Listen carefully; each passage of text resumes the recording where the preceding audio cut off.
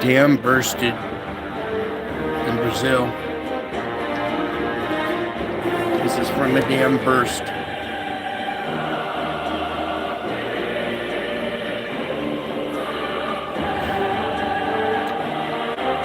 Hello, bless you, Cindy.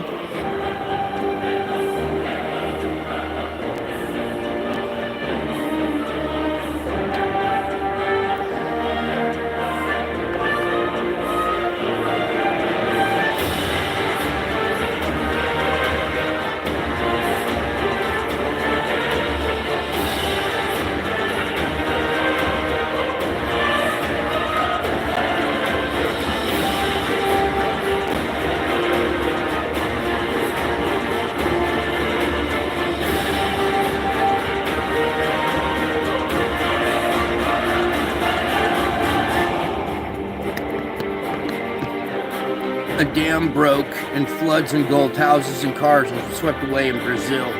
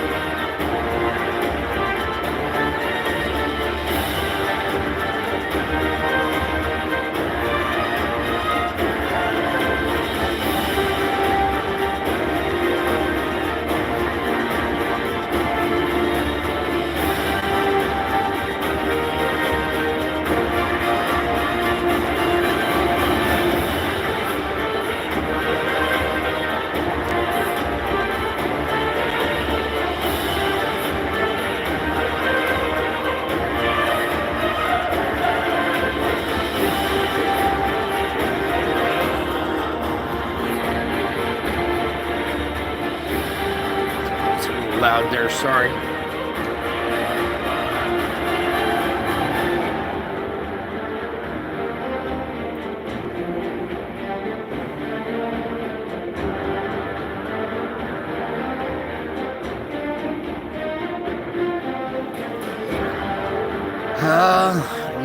I told you, I warned you about watching that stuff. Boy, do I have a shocker for you about the college thing.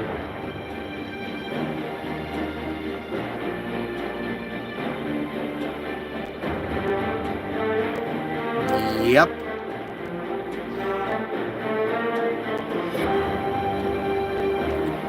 Wait until you hear what happened at that same university long ago.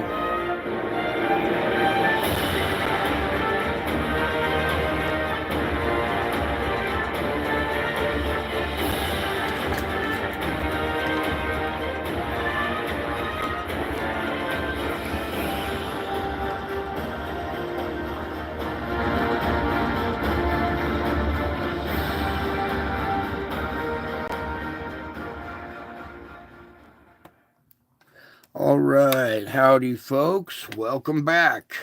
I told you I would be back. And let's get started here. Thank you all for taking a moment of your time to come over here and spend some precious time with this precious family and hop on board and feel free to become a member of this special family. Kick back, grab your drinks, your snacks, get prepared to have your world rocked. Okay, so hang in there for a second. I just got home and got set up, so let me get to business here. As you can see, this is our that caused the X flare today, our object right here, and let's just see if you guys can see the little face in it right there. When it's brightened up, wait, maybe if I do this and brighten it up a little bit. Wearing sunglasses or something. I don't know. You come over here and you can be the judge of this as well. Okay. Well, let me pull back a little bit here and get all set up for our show. Let's go next and get this loop started here. Okay. Here we are, May 2nd, 2024. We got the loop playing. Let me center this for you a little bit better. I want you to enjoy the red side here a little bit too. Excuse me. And since our event comes out on the right, we can kind of give this side a little more room. Take a minute to look at that with your trained eyes before I start pointing anything out. Okay, we're looking for dark patches that are surrounded by plasma. Okay. And you call these videos that the sun are real, or do you think it's just like a computer program? I believe they're real because there's stuff that's in there that if it were part of a computer program, they wouldn't want you seeing it. Okay. There's some hidden activity in there. And what we're getting is not the whole thing either. They have filters too that they could probably see more than we can. All right. But blessed eyes can see spiritual things. So we're going to go ahead, finish up that. That was a great question because I've had that question myself. Is this data trustworthy? You know, what are we looking at? Are these computer generated? And when I see them taking out specific events, just straight up missing data for 4 hours, well, why couldn't they just generate some missing data? They're generating all the other data, right? Why not generate the missing data? And there lies the problem. So we're seeing data, okay? It's being filtered. We get to see just a minuscule part of it. There's other stuff going on out here that we're not allowed to see. But with a blessed eye, and if you've been here for a while, you can spot things pretty good now. Pretty well. Let me use proper English. So tired of nobody using proper English. When I grew up, if you said something wrong, you were corrected, right? Now, every word is mispronounced, basically. All right, let's get serious. Get back to business here. There's this event, but first we started off with this event coming out of the top right here. Okay, right there. So let me go catch the beginning of this loop, and we'll walk through it frame by frame, hand in hand, holding hands. We'll walk together.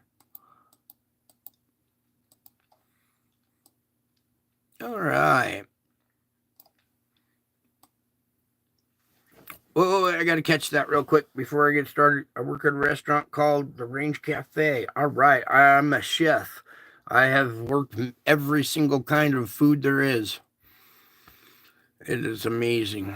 I love cooks. You're a sous chef. All right. There you go, baby. You know how to cook. All right, let's start cooking right here. Check out our recipe. We have already an event underway up here with our instrument already reacting to it, okay? And what I want to try to do is back this out, pull it down a little bit so we can get some of that image at the top there before it goes out of frame. Okay, so boom. We have that one moving off the top of the sun right there, or at that angle.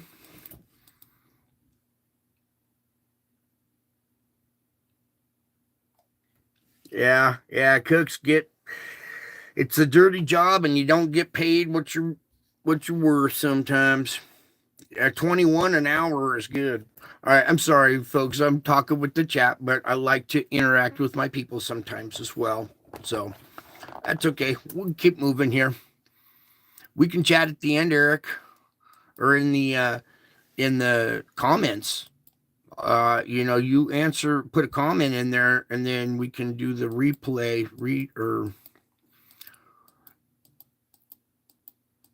relay back and forth, not replay, relay. All right, you can see we got a little dark one sneaking out there, and look, instrument even reacted to it back there. Okay, so we're 6 hours, 7 hours in. We've had those two. Now that one just came out of the region that our big event. You see the second one? Look at this little outside moon right here. Boom. All right. So you get these little moons first. These outer bands have the little moons that are orbiting further out from a bigger object.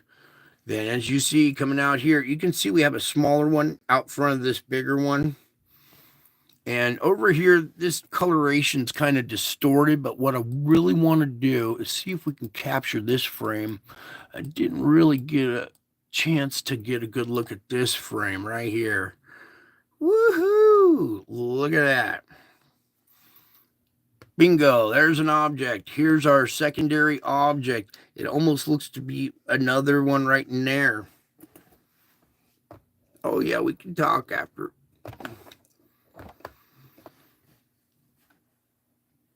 There we go.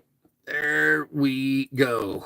I've been seeing this a lot lately. Two different objects, one white and one dark, in the clouds, and now here it is just off the sun here. So very interesting that lately I've been seeing this like black dot, white dot right next to each other, similar to a yin yang symbol.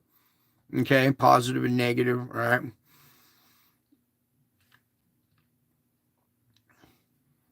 Oh, we will talk, Eric. It's no problem, man. I love chatting with my peeps. All right, so here we are at this very, very interesting image. Again, we have what looks to appear to be our CME right here, induced by this second object. We have another little shock wave that's out in front with these two. All right, and then there's something maybe in there as well. I'll let you be the judge of that. Let's back it up a frame. Sorry, the screen scoots, but I'm using the buttons instead.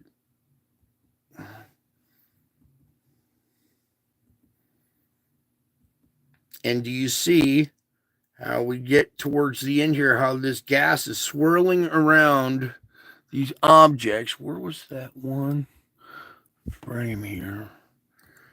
I think it's like right about there. Yeah. All right, you can see CME ejecta, or the plasma, swirling around this little round object, and then the white one that was glowing up there. And then here comes our, our medium-sized object or main object right here. Sporting sunglasses and just a straight grin, not a grin, but just a straight mouth. Come over here, check it out. Take a peek on your own. I dare you. Don't just take my word for it. Come over here and check it out. A lot of this stuff is just sitting right here in plain sight if you go look for it. Okay, now, Lord, let's zoom back out and finish this up here. So this is our X flare today that we had, and there's so many of these objects. We were talking about Planet X last night and how it had the little X type scar on it. This one being more of a, well, it's like a planet with moons. Okay, so it could be a system, a sun with its own little planetoids, right? It could be its own little system with this spirit following it. Okay. And what I mean by a spirit, it's like like the spirit of America, when we're all on the same side and we're all thinking the same way. You remember the day after 9/11, everybody was gung-ho for America. We had that spirit of America. All right, well, these systems have a spirit that goes along with the people that inhabit them. And these little faces indicate some of the spiritual aspects of these planetoid bodies and the possible consciousness that they bring with them. or that they carry with them. Okay. Now, what I'm trying to do is multitask in different realms. Slow down. Put one foot down on the physical and get back to work. All right, so here we are with this exploding, boom, event coming out the side here. Let me scoot you back over. I'm all over the place tonight. I just got off the battlefield, so I haven't even really had a cigarette much lately. I might put you guys on a loop and go have a cigarette. But right here is another good capture right here. Let me get in on this real quick. I'm not going to go have a cigarette yet. We got a long way to go and a short time to get there.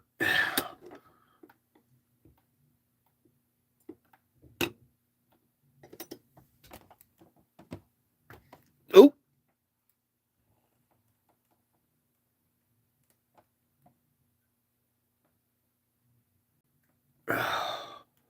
There's something going on there.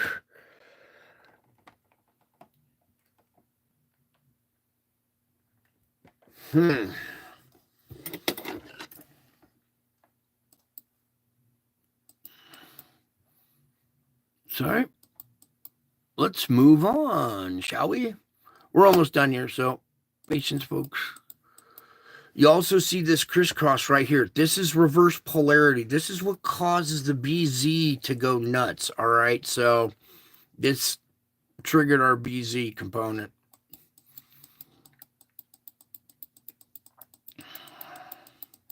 Now, as we wrap up the rest of today here, get to the very end. Yeah, that's closing frame.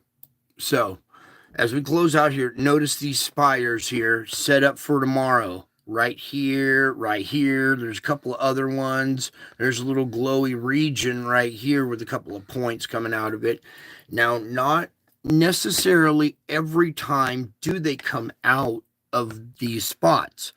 Some of the other objects that are so massive and they absorb light, they will actually create a dark patch in a region before they come out or before they pass by and interact with the sun. So bright regions, also dark patches sometimes. All right. It's a little tricky, but these act like magnetic needles pointing to something. Same down here. All right, so closing frame of the second, we leave off there. Actually, there's probably an event that we need to come right back to anyways, so let's just get into it here. Yeah, because here we've had our X flare going into, well, the next day here, so.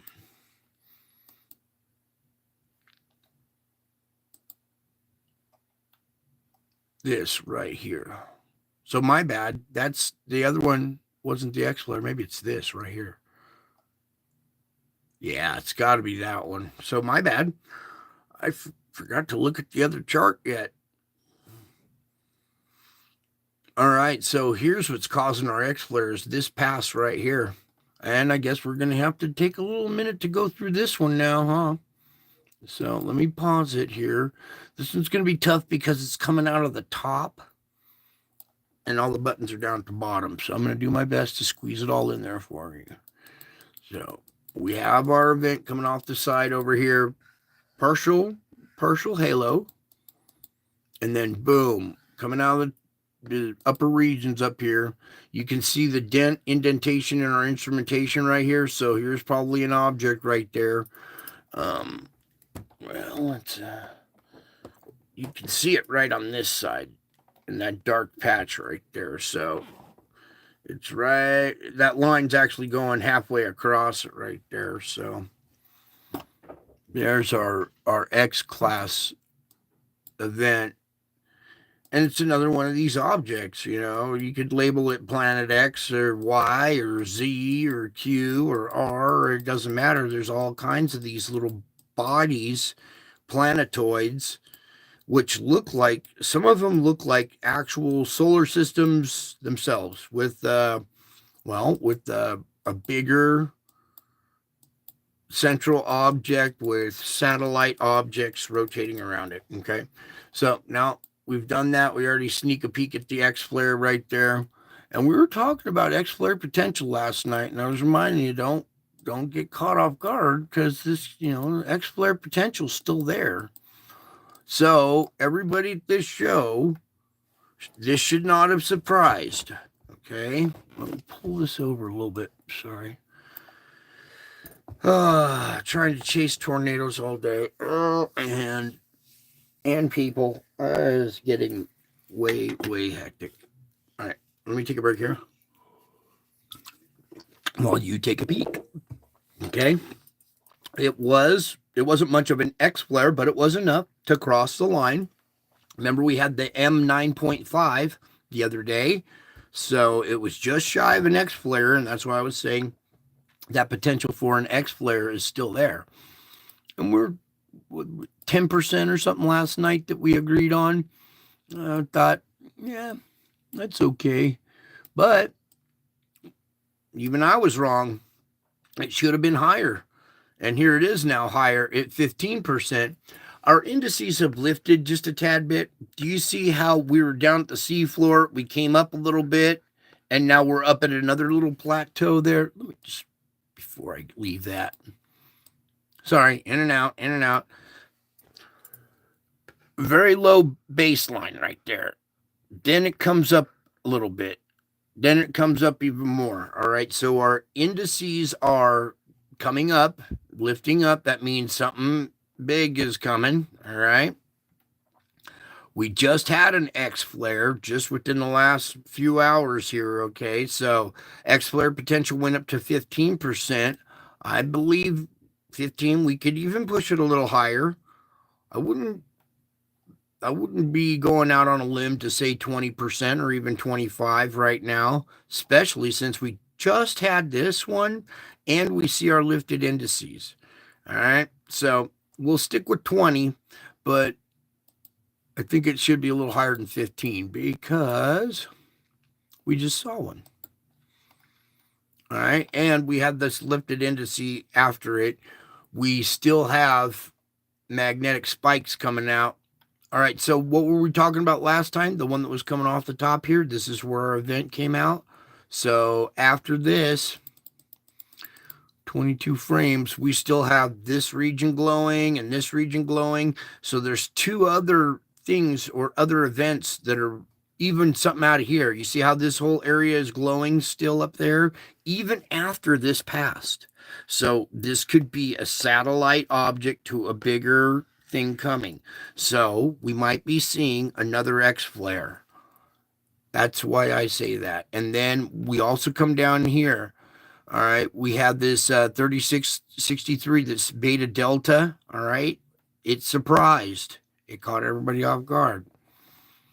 All right, now let's get over here to our G3 magnetic storm that we had. All right, we were expecting just a grazing, a G1. Remember, we saw that, the outside little, well, we did see on the NOAA spiral a little impact coming at us, but we all kind of expecting a 1. Well, it surprised and hit us with a G3 and took the KP way up here with orange bars almost up to 7. Remember to talk about absorption and how these are chunks of energy being absorbed by our planet? Yeah, we just underwent a big old chunk of radiation being absorbed at the poles. Look at the poles down here where our auroras hit, and then it gets transferred to the core. Our planet is a battery. It has a positive and a negative pole, and it absorbs energy and holds energy much like a battery does. Okay, now what we want to get over here, do this article real quick. A strong, quick rising solar flare measuring a X 1.6 was detected around AR 3663 in the northern hemisphere, peaking at 222. Ooh, okay. The latest imagery shows that some dimming to the north of the region, meaning a CME may have produced. More to follow. Click here for the full video. All right, I was going to show you our D region map here. Whoops. There's our X flare right here. Came right out of this region facing us. Okay, so here comes a shot right at us. You can see it on the chart, 1.69. You see the radio blackout. What I was trying to get to was click here for the full video. Just real quick, see if it's anything worthy.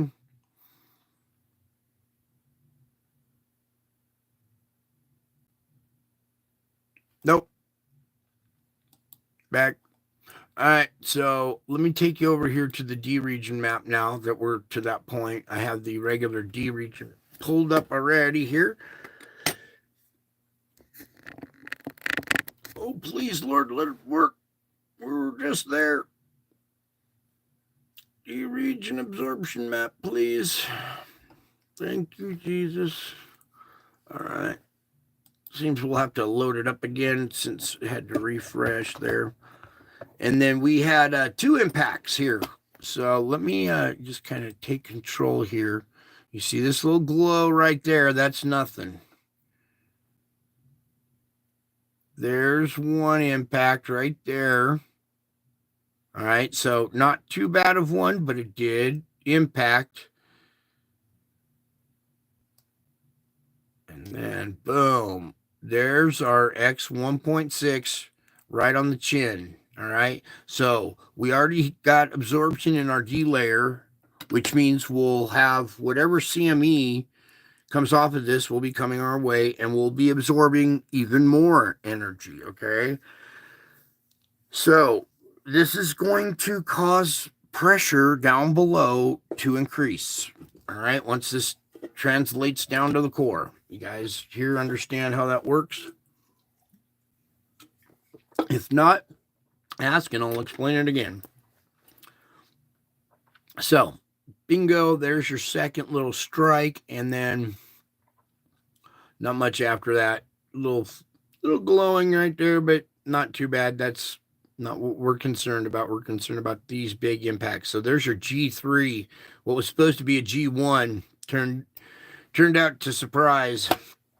Okay, so now I want to come over here to oh, wait, we weren't done. Sorry, Lord. Come back here. I want to open up the tracker, do some track lacking. Or are they lacking the tracking? Okay, there it goes. Pretty good size wave coming off this way. We had that one that was coming on the other spiral. It came our way, hit us. It didn't seem like it was going to be that big of a deal, but it was. Yep, this is the one right here. It's still up too. Good.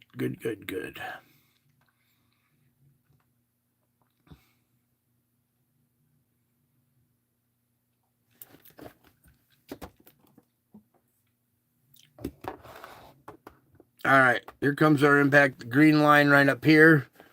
So we're the middle dot right there. So yeah, maybe it was a little stronger than expected there. Maybe 2 kind of combined with 1 or something. What happens here?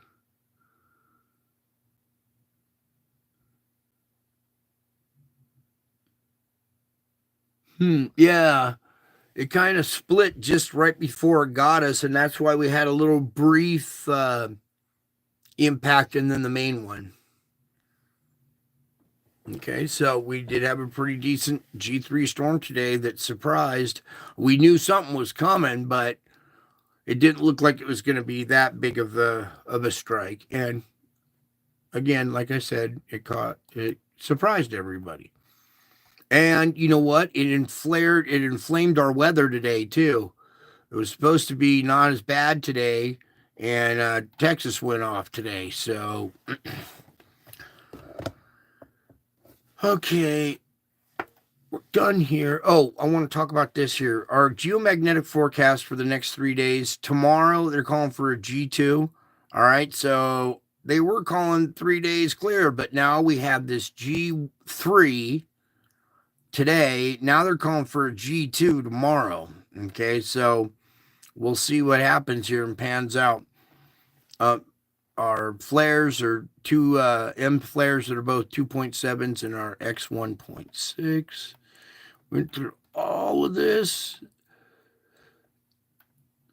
Somewhat unexpected one or perhaps even two coronal mass ejections past Earth with the first impact at 1412. The BZ component of the interplanetary magnetic field pointed south, dang it, for a long duration following the impact. So a lot of you guys follow Wages World, and he talks a lot about the BZ, and he's very good at explaining it and stuff. So the BZ component of the interplanetary magnetic field was reversed. It went to -6, and unfortunately for Aurora skywatchers, a strong G3 geomagnetic storm was observed during daylight hours. The KP index is 7.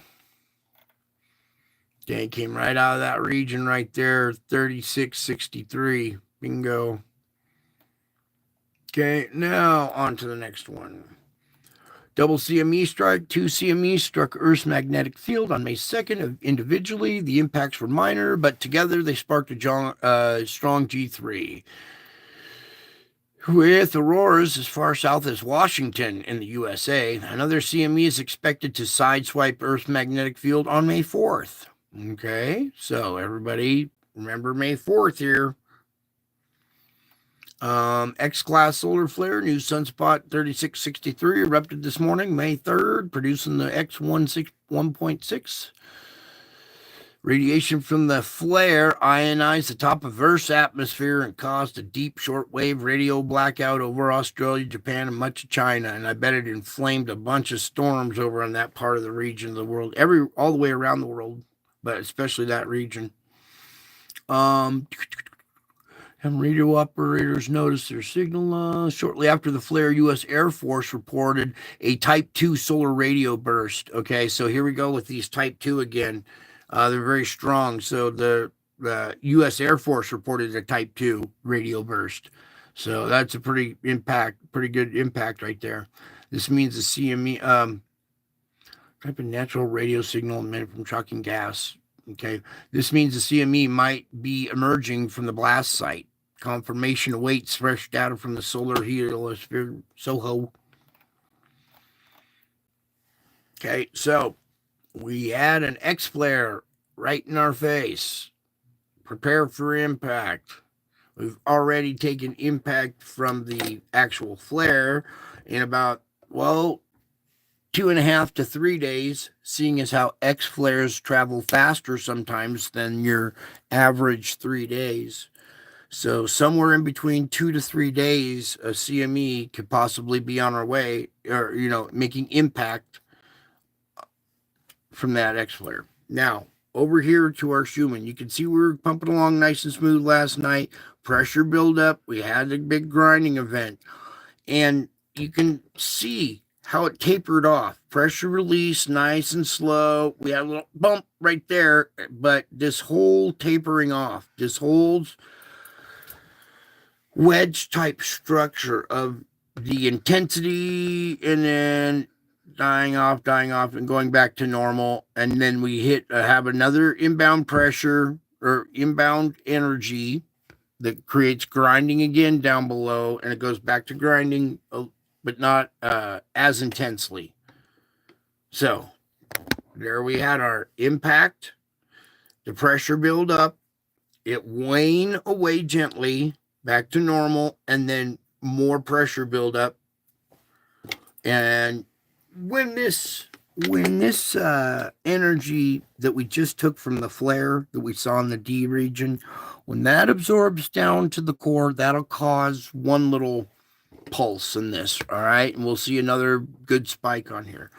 Then a couple days later, if a CME hits us from that, watch out, we'll see a really big one on this from that.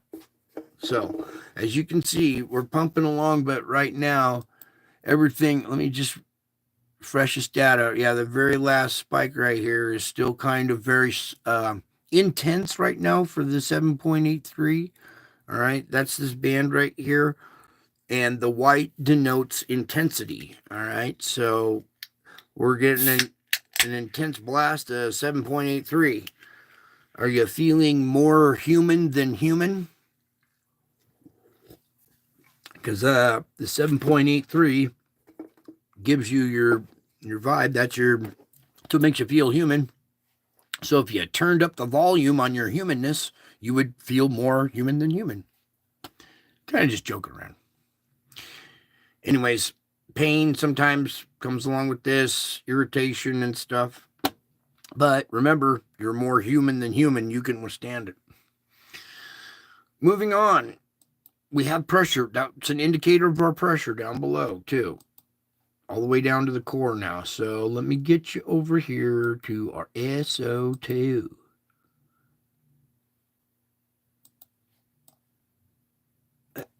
There we go. Let's get pulled in here. Look at this this patchiness right around here. This is all the flooded region, okay? They saw so much water that the water covering the ground is covering up little holes in the dirt where this gas escapes, okay? This gas comes right up out of the fields out there, okay? It just emits right up out of the ground. If you could do a side cut of the dirt and look at a profile of a side cut of the dirt going down into the ground, you would see there's little canals and little zigzag patterns that go creeping up where air can make it through, water can make it through, any kind of, liquid or gas can perforate or can go through these small perforations. Now that we have all this water in the area, it has plugged up these perforations. Can you tell?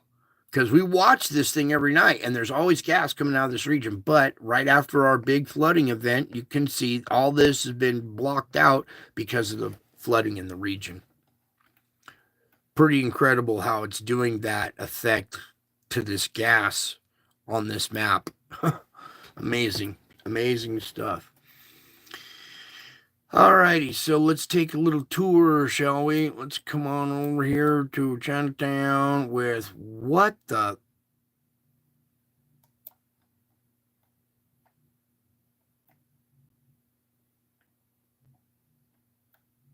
Okay.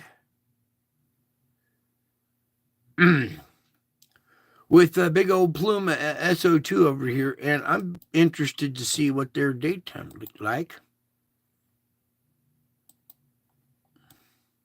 It was a masked bandit or masked rabbit or something. What the heck?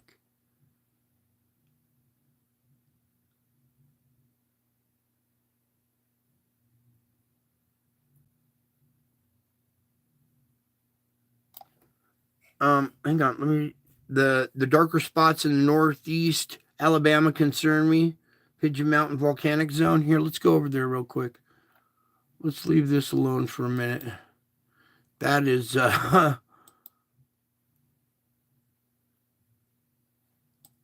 not Pigeon Creek, Alabama. But we don't really have any like state lines or anything. And what I'm going to do is I'm going to pull up this region and I take these currents off of there. Okay, there we go. I'm going to let it hold still for a minute and you can get your bearings. There's the New Orleans and the tip of Louisiana. Here's your Gulf region. So you can kind of estimate where you're located there. Pick out your spot. Indica? Me too. Awesome. That's your big purple heart area. Yeah. All right. So take a little look at your spot, your little region there. And usually all this patchy stuff, there's gas coming out of those regions right here, this gray area. It's just plugged up right now. That's all water plugging up those little perforations. Okay. Then, as you can see, go down like this. Half this country bleeding out. The other half is, well, acting insane. Like a bunch of petulant children. It's awesome. All right, back over here to China and the masked bandit here. I was going to increase theirs real quick to show you the darkening, the dark areas of pressure in this region. Okay. Over here in India, you can see that they have their issues as well. Down here, Java has been our little relief valve. We got a lot of gas coming out down here. That's Semeru and Merapi. And then we come on over here to South America, put there in their daytime. All right, so there's Fulcrum Point. The other one's kind of, well, this one's a little more sharp and defined, but that one kind of weakened out as well as this one up above. So still a fair amount of pressure in that region. And we do have, pressure at maxing out right now. We'll see a little relief after this if we don't have any more energy coming in. So meanwhile, a lot of SO2 coming out of the ground, indicator that magma down below is pushing up to the underside of the crust, pushing this gas out first. Now, over to the, where am I going? Okay, let's do a storm real quick. Bingo. Boom. Okay, let's come back up here to North America. This is our upper jet stream. Okay, we have this gnarly kink that's going way up here into Canada that's really taking air up high and then driving it down across the Pacific Northwest, right from Puget Sound all the way down and across the northern plain states right here, okay? So very dangerous mix with this southern fetch right here. Do you see this crossover right here? Oh, no. I was hoping they would stay separated. Everybody pray for that area to separate right now. We do not want to see this catching up into that. It was separated a little bit.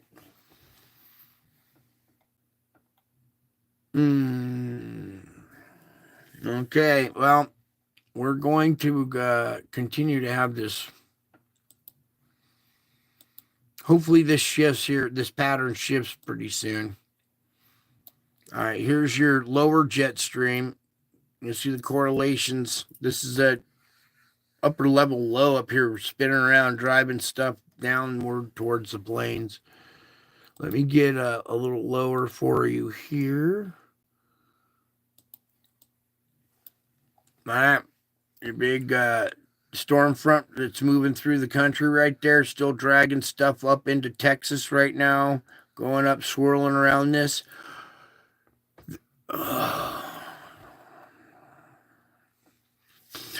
This is not good. This is the rotation we're used to seeing. Off of this has spun a counter rotation. This is just like the anticyclonic tornado that we witnessed, but on a much grander scale. This is very disturbing. I didn't think we were going to see this. Okay, sorry I slammed this down, but we have such a strong level low right here. It's rotating so hard that it's causing a spin-off. And that spin-off is driving down into this.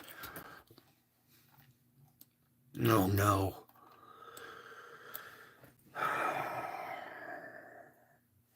You see these wind directions? Wind going this way and this wind coming up. That is total vorticity right there when these two air masses collide. The southern part right here. Here it's dipping down and going up, but right here, how this is coming back and it's fighting wind that's coming up. When these two air masses collide right in the middle right here is you're going to see your vorticity whip up.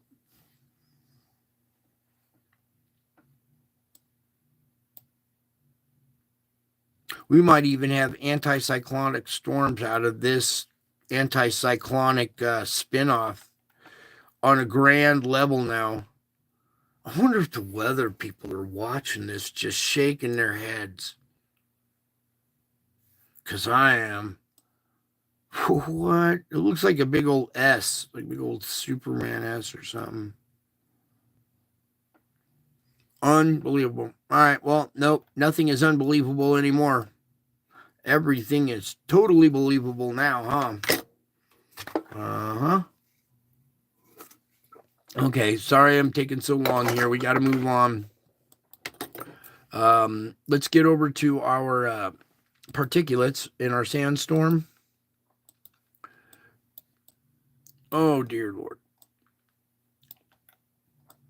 So, let me kind of get it centered where you can get everything in there a little bit and let the winds go. Winds coming off, coming back, turning back around right here. Anticyclonic is still it's still a cyclone. It's spinning the opposite way. Most tornadoes want to spin counterclockwise. Yeah, counterclockwise. When you got something spinning counterclockwise so intensely and so hard that what rips off, say if it's spinning so hard this way, that you will get some opposite vortex on the other side. It's going so hard that where the two combine right here, it wants to rotate the other way. And you get a spin off from a major spin that spins the opposite direction. That is anticyclonic. It doesn't mean it stopped rotating. It means it's rotating backward compared to what we normally see. And we had that last tornado that I talked about on Nate Snyder's channel. He's going to do an update on that too. I will try to bring that to you as well, or go over and look for it. That storm, the couplet was so intense, 250-mile-an-hour winds going around in a circle create 100-mile-an-hour spin-offs in opposite directions, and it caused a spin-off tornado, a reversed spinning anticyclonic tornado so intense that it got a PDS warning. So that's a great question, Surfer Girl, and I hope I explained it pretty well. We went over it a little bit the other night in the weather, but we'll get to that some more here soon because we almost had another one today. What I witnessed, oh boy, I was trying to help the storm chaser, and he's like, "What are you talking about? It's not going there yet. It's all clear." And I go, "Oh, it's going there. Watch out." Now we got to keep going. Breathe out. I haven't breathed yet today, so I haven't. Go, go, go, go, go, go. Please, thank you. All right, let's get it over here. Get it over. Get her done. Still very hot water off this northern part of Japan. Underwater plume, probably.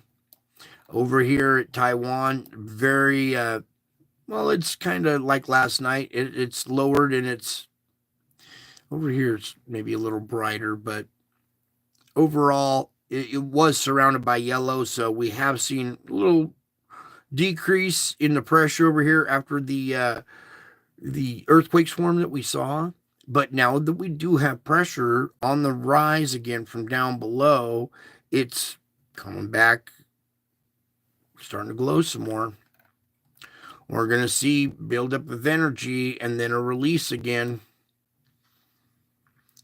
All right, so again, over here in the Pacific, we have this big region pumping out hot water now. This is Tamumasi. Very, very scary situation that's going on there. Okay. If you knew how dangerous this was, you wouldn't be watching this right now. So, very important. Everybody pray, keep a sound mind, but be aware. Very big, the biggest volcanoes pumping something, doing something out here. Meanwhile, we have this new region of heat growing here off the west coast. See how it's stretched all the way across the Pacific now, and now we have this new little patch of heat. Well, this whole thing, this whole blob right here, but getting warmer and warmer right here. We'll have to continue to monitor that. And let me just, I gotta do this, sorry. That's your regular temperature water, okay? Water temperature. Did I say temperature water? Forward and reverse again. Okay, there's your hot water because they're coming out of transition. Summertime into fall. We're going spring into summer. They're going fall into winter. So their hot water is transitioning up to the northern hemisphere. But this is colder. We're not supposed to see hot water up there. Obviously something going on. Okay. And this map is just, I used to look at this a long time ago and I forgot about this feature on this. And Ben over at Suspicious Observers one night popped this open and was explaining something. And I took one look at it and went, oh no, I haven't looked at this in a long time. And oh dear, it has changed. So now it's become part of our report. It's very important we understand and just kind of monitor what's going on here. Okay. Now, sorry I'm taking so long, but I think we're done there. Oh, I wanted to look at that sandstorm real quick. Okay, back to our sandstorm. Sorry. It's having issues tonight. Are we on the right day here? Okay, good. Because sometimes this thing was on the wrong day. Like just a little while ago. Because it showed something different. Meanwhile, we got our sandstorm here in Africa, blowing stuff across the Atlantic. Hey, Cindy. Welcome, sweetie. Get comfortable. Put your shoes on. Or kick your shoes off, I mean. Caspian Sea, still going way up into Russia now. All right, let me put the winds on just a little bit here. Give you guys a little clue as to what's going on in there. All right, you see how these wind currents swirling around this way, kick this sand up and take it up here. These currents catch it, and now you've got a wall of sand going across Russia right up here, okay? You see how these currents have come down and built a wall of sand here going this way. So this Caspian Sea effect right here has taken one up here and is shoving one down here. Meanwhile, we have our beautiful, look at this teardrop effect over China right here in the Gobi Desert. Look how those gusts are coming right in and just blowing this huge plume, this huge sandstorm out in the Gobi Desert. Whoa, was that a lion?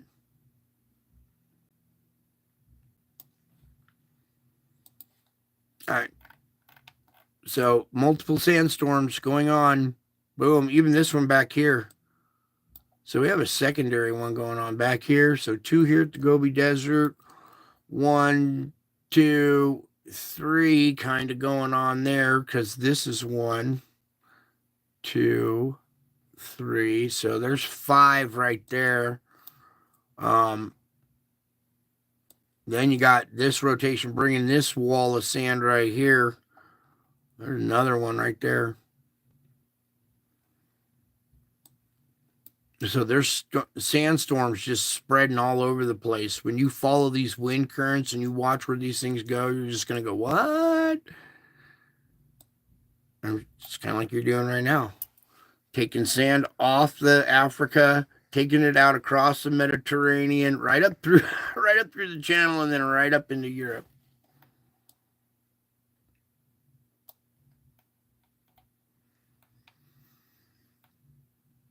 Well, we got other important matters to get to. There are a lot of people here for the spiritual report, and they don't like this part. They want me to get through it and get it done because we got important stuff to do. Okay, are we done now, Lord? Help me focus. We got that. Yeah, okay, good. We're done. Let's get on over to our earthquake report here.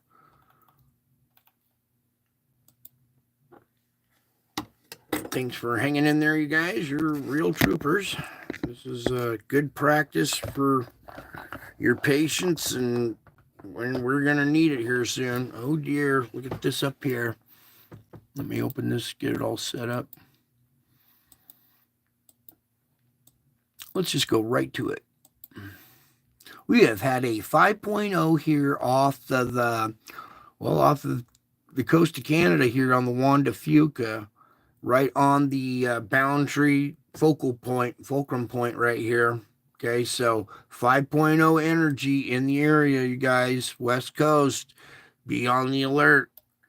It's probably not anything bigger, but we do have the potential for 5 in the region now. Okay, last night there was a quake swarm here, and I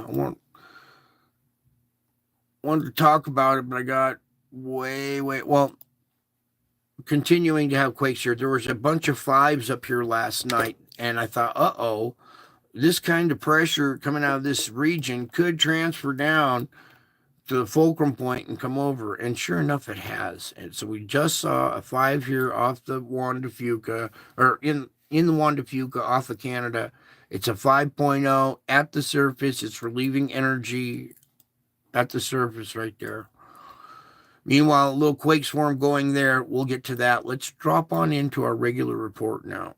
Down here, our deep quake, 4.5 down at 631. Here we go with normal activity. Our mid-range 5 down deep. That's pretty deep down at 631. I think that's one of the deepest readings I've seen. Anyways, back to this. So mid-range 4 down deep. Creates 5 energy at the surface, right? Well, look at there, 5.1 down below, going into the catcher's mitt right there.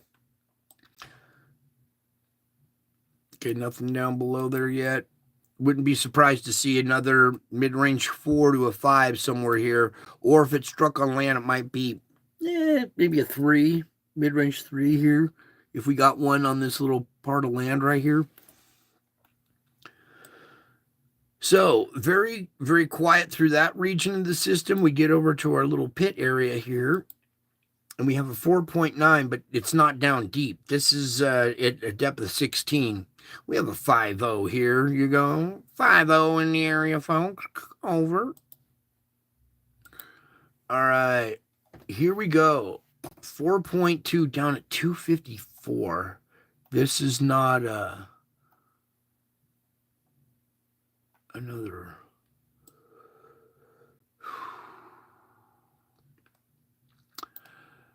This 4.2 down at 254 kind of concerns me because that's a little deep. That kind of an indicator that this volcano right here. There's pressure down underneath this volcano.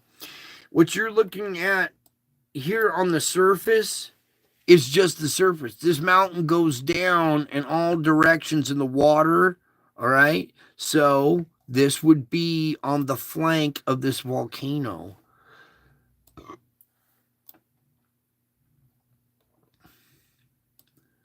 Is there a city down in here or something? Don't tell me. Oh, boy. Okay, well, big city right here, so we're going to have to watch this closely here. Energy also being distributed, but that's not a surface quake. That's not really a distribution of energy. That's something down a little bit, indicating pressure under this volcano in that region right there. It's not next to this one. It's next to that one. So it's this volcano. All right. So we might be seeing a new volcano waking up on the island of Java, since it has been our relief valve, and we have seen other activity in the region. The other volcano down here now, it's opened up. So very quiet up through this whole region, fulcrum point and everything. There is one right here above India, in Afghanistan, a 4.0 down at 199. And over here, this is in Taiwan, and down below, if you look at this plate boundary, it's really odd. There's 2 plates right here, okay?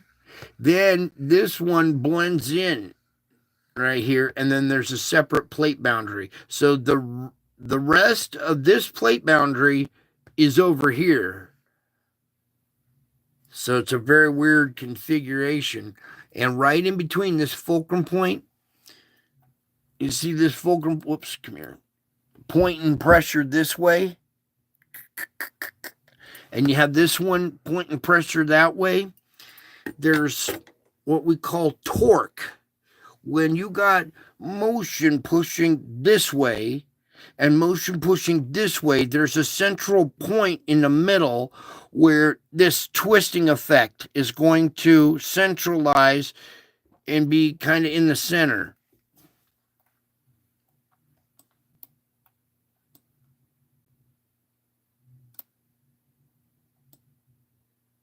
And just off of that center right here, we've seen this 4.0. And this is down at 199. If this were a surface quake, I would just go right past it. But something very interesting about this one right here. We're going to have to watch this. This might be a new weak spot opening up as well because of the way this torsion works on the planet. And you get torque and twisting effect out of your geophysics.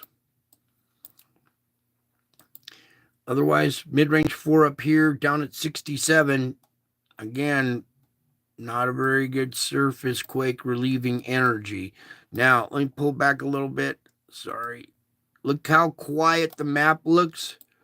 Our biggest quake on the map is up here. We got this Fulcrum Point quake down here, 5.2. But that's a, well, 5.0. So this one beat it by a 0.2. But I'm talking about all in all, overall, it's a very quiet map. That suppression effect going on again. And our biggest quake is popping out over here. Let's go into Hawaii now here. Because we've had a all magnitudes plays. Thank you. A little swarm going on here on Hawaii, which is relieving pressure. Okay, so we got stuff lighting up around the edge that's just very quiet. Except for right there. But the hub, we're seeing pressure being relieved here at this like little relief valve as well. If you looked at a pressure cooker lid and it has this big round dome on it, there's a pressure nozzle right in the middle where a lot of the pressure comes out of. If you got a good seal on the ring right here, the pressure will come out of the middle.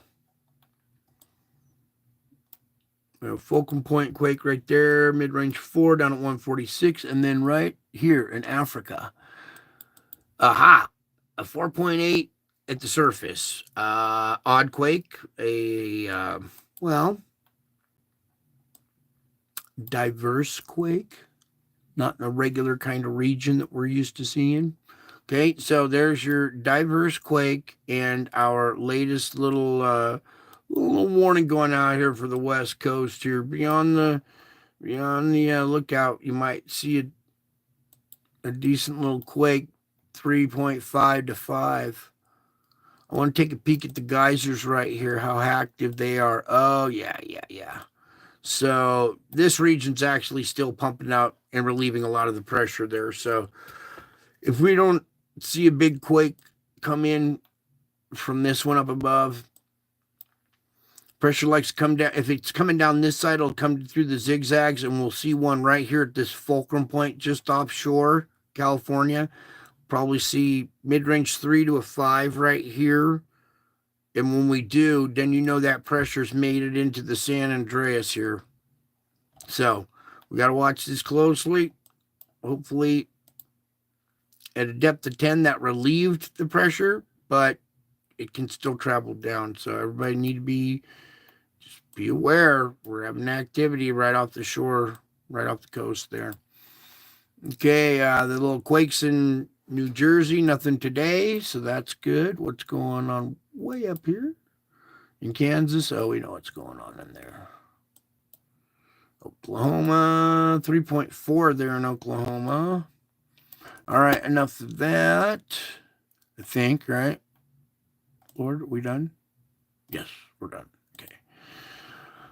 Okay, let me close out some of these. We're going to keep that in that. We can get rid of the D region. That one goes. We're done with that. Okay, now let me open up a volcano page real quick here, and we'll move on through our volcano report, do the weather, and then we can do the spiritual report. 33 erupting, 20 in warning, 29 in rest. Volcanoes today. Oops, I'm not being patient enough. I started to scroll before it loaded. Please, Lord, let it load. All right. Well, meantime, while we're waiting for this to load, we have seen these big blasts out of Urong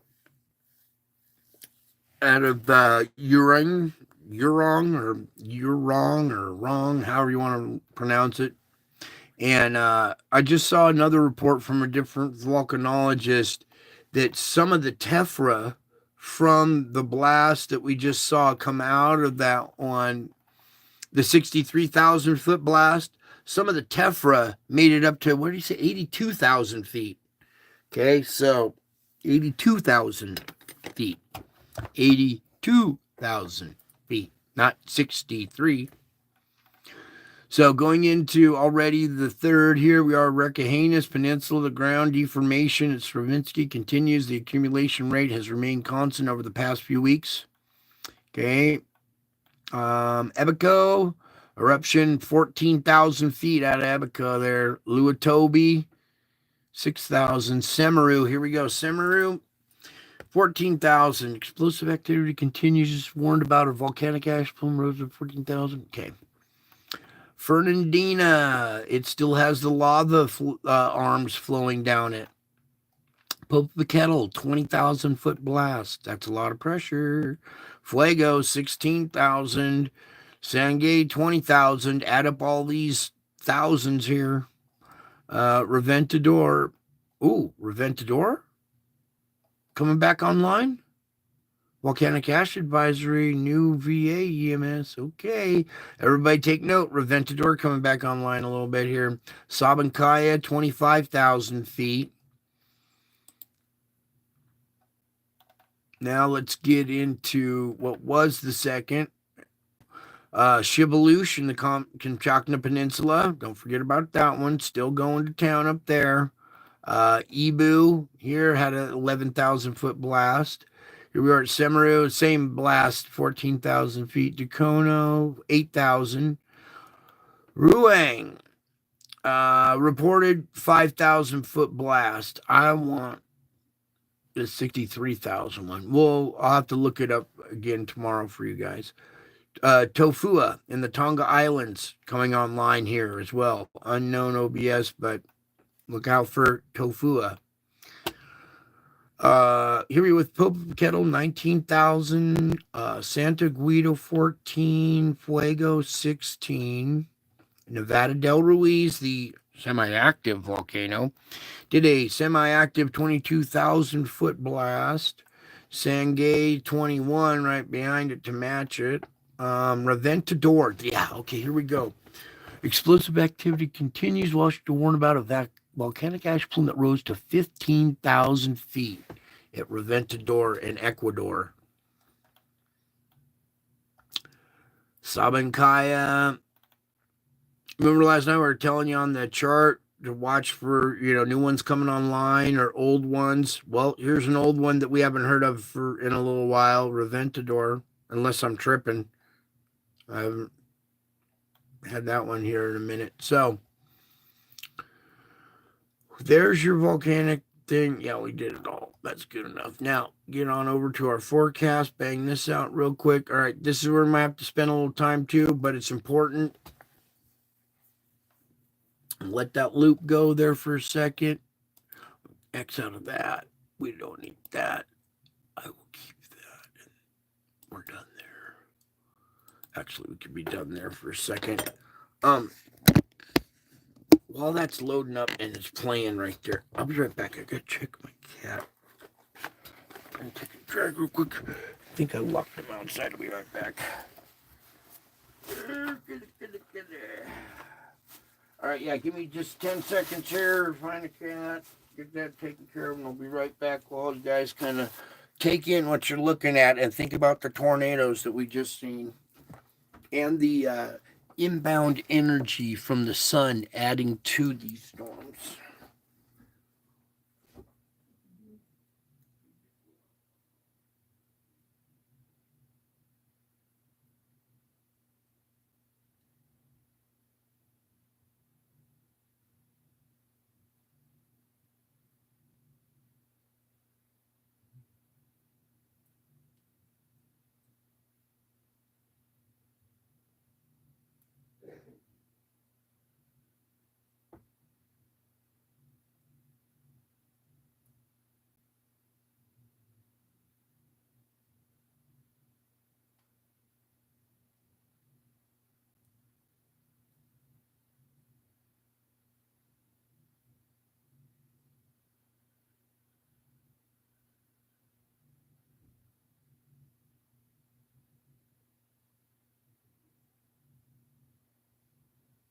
Okay, thank you for your patience, folks. Probably lost a couple people, but it's all right. Oh, nope. They went to the bathroom. Okay, let's get into this here. Catch this loop when it comes back around and start this very important weather report here. So complicated these days.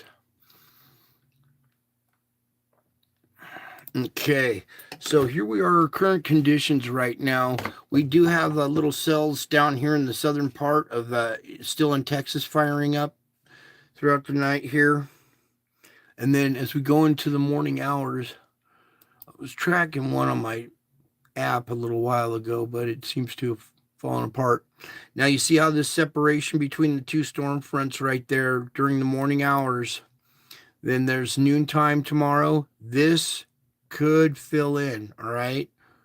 I pray I'm wrong and we get a break from it right there, but the way things are acting, that could possibly fill in. Now, here we are at the end of the afternoon, convection time, all right? We're having little pop-ups here. You see this split coming off here? Let me go back a little bit. You see how it's splitting and there's a horn coming off right there a little bit? So watch out back up in here in New York, Pennsylvania, West Virginia area, okay? May 3rd, remember we were talking about impact and absorbing energy on May 3rd? Well, that thing was talking now the 4th, so let's get a little further here. There's the nighttime of the 3rd. Now we're having nighttime convection again out here off the coast. Watch this. Watch out here, people on the coast. Northern California, Oregon border right there. Also, this twisting motion here in the middle, and then this tail coming up through Texas up into Oklahoma. All right. Now these, whoops, darn it. Forgot you can't click on that map. Those spots are not set in stone, so don't get your heart set on being out of the strike zone. It could shift east, it could shift north. It's where these two air masses are colliding. And you remember I showed you this bubble that was diving deep here? So this wind was coming down this way. This wind's coming up this way. When these two air masses collide, wherever they collide, they start ripping against each other and then tracking together and going in a direction like that. So here we have a setup that could be, very dangerous here by the nighttime of the 3rd. Then you see this upward swooping motion right there. That's the direction tornadoes like to travel, okay? So around the morning time of the 4th here in Iowa. Meantime, over here on the coast, it's been just gnarly on the coast this whole time. Boom, boom. Night or morning of the 4th, noon, convection. Convection here. Look out for a tornado possible in the Central Valley of California. Do you hear me? It sounds crazy, but we have seen tornadoes there before. And do you see what's on the map? I'm not trying to, be Mr. Doom and Gloom. It's time you guys pay attention. There is going to be hell breaking loose in the Valley of California on that day. Okay. Meanwhile, we had these tornadoes move through here. Everybody's attention will be diverted from this over to this. Boom. Then that's the convection right there of the 4th. So 5 p.m. West Coast time. The sun hasn't gone down on the West Coast by then. So the convection will continue past this frame, blossom even harder. Okay. And it'll drive down to about here. And then by 11 p.m., the intensity is turned to snow, all right, all through the Sierras. Oh, great. I better go get some more gas. Meanwhile, the nighttime of the 4th, we have this nighttime convective going on here. Cold air, warm air. These are air mass collision induced tornadoes now that aren't just from convection. It will convect throughout the day and get the clouds primed, but then they instead of stopping their convection, they continue to blossom even harder. That's the scary new effect that we're seeing. So, nighttime of the 4th, morning of the 5th, noon, convection, nighttime. Finally, no nocturnal event. Morning of the 6th, noon. Look at this cold air coming down. Convection. See how that moisture just came up there? See, it's all the way up here already. And then when these two, cold right here, moist on the other side, that is just a terrible setup. And then we get a negatively tilted trough here. This is going to be very, very, very dangerous. Right here at convection, this is nighttime. We're going to see the central low, the twisting part of the storm right here over central Nebraska with moisture that's been drawn all the way up into Canada, looped back around into Canada up here, all right? This cold jet has snuck down through these two moisture blobs. Do you see that?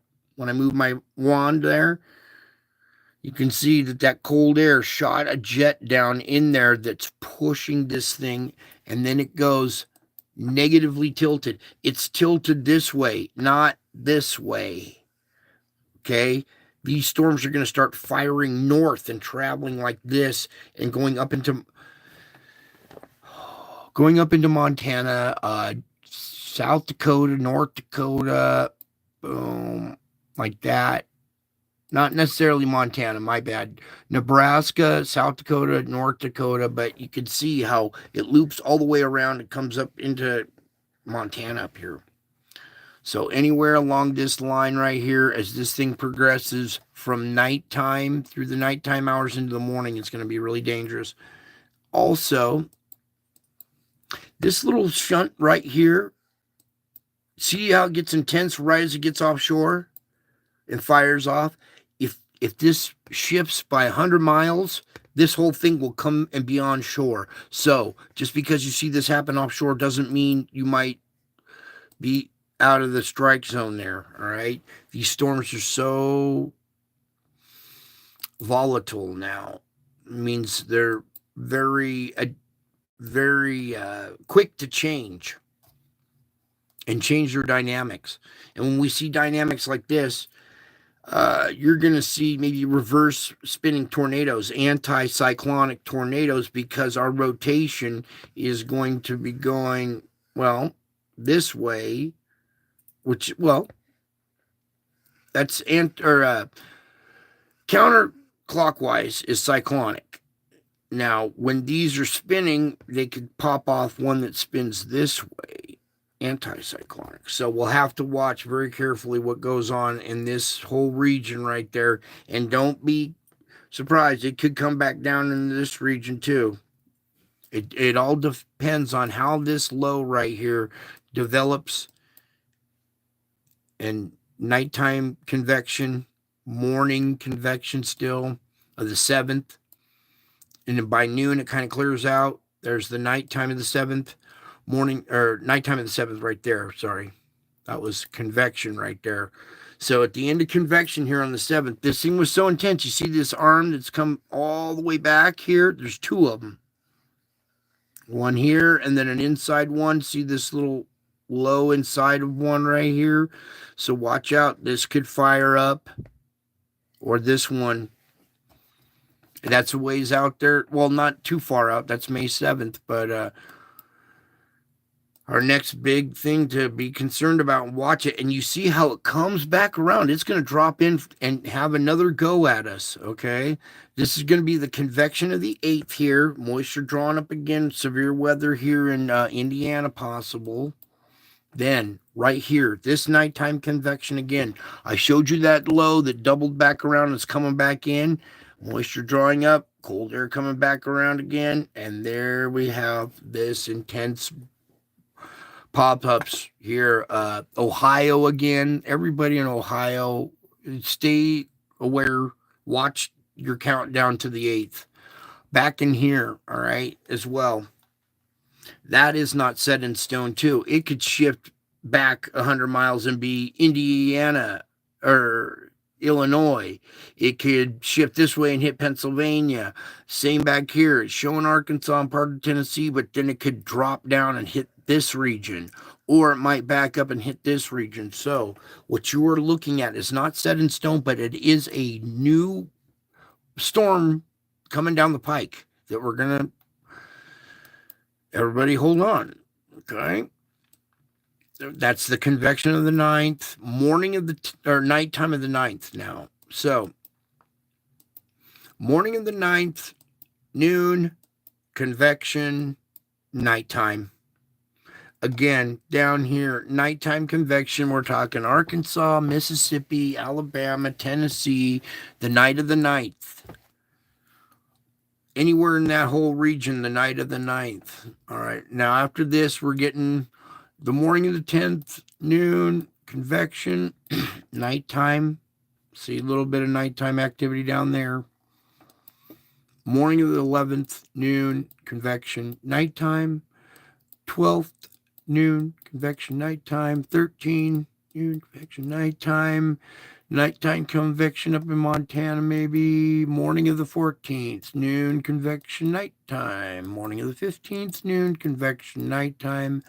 Morning of the 16th, noon, convection. Look at this convection pop up in there. And the 16th, nighttime. Look at this. Nighttime tornadoes up in Montana, North, South Dakota border area in the nighttime of the 16th. Now that would be off the hook right there.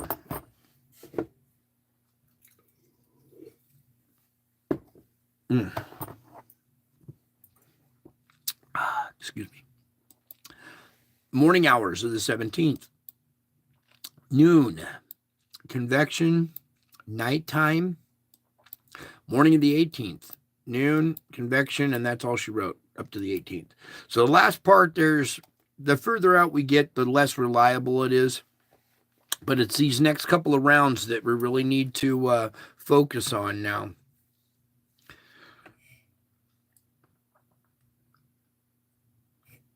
The 10th will suck for you. Okay, well, at least you're aware now.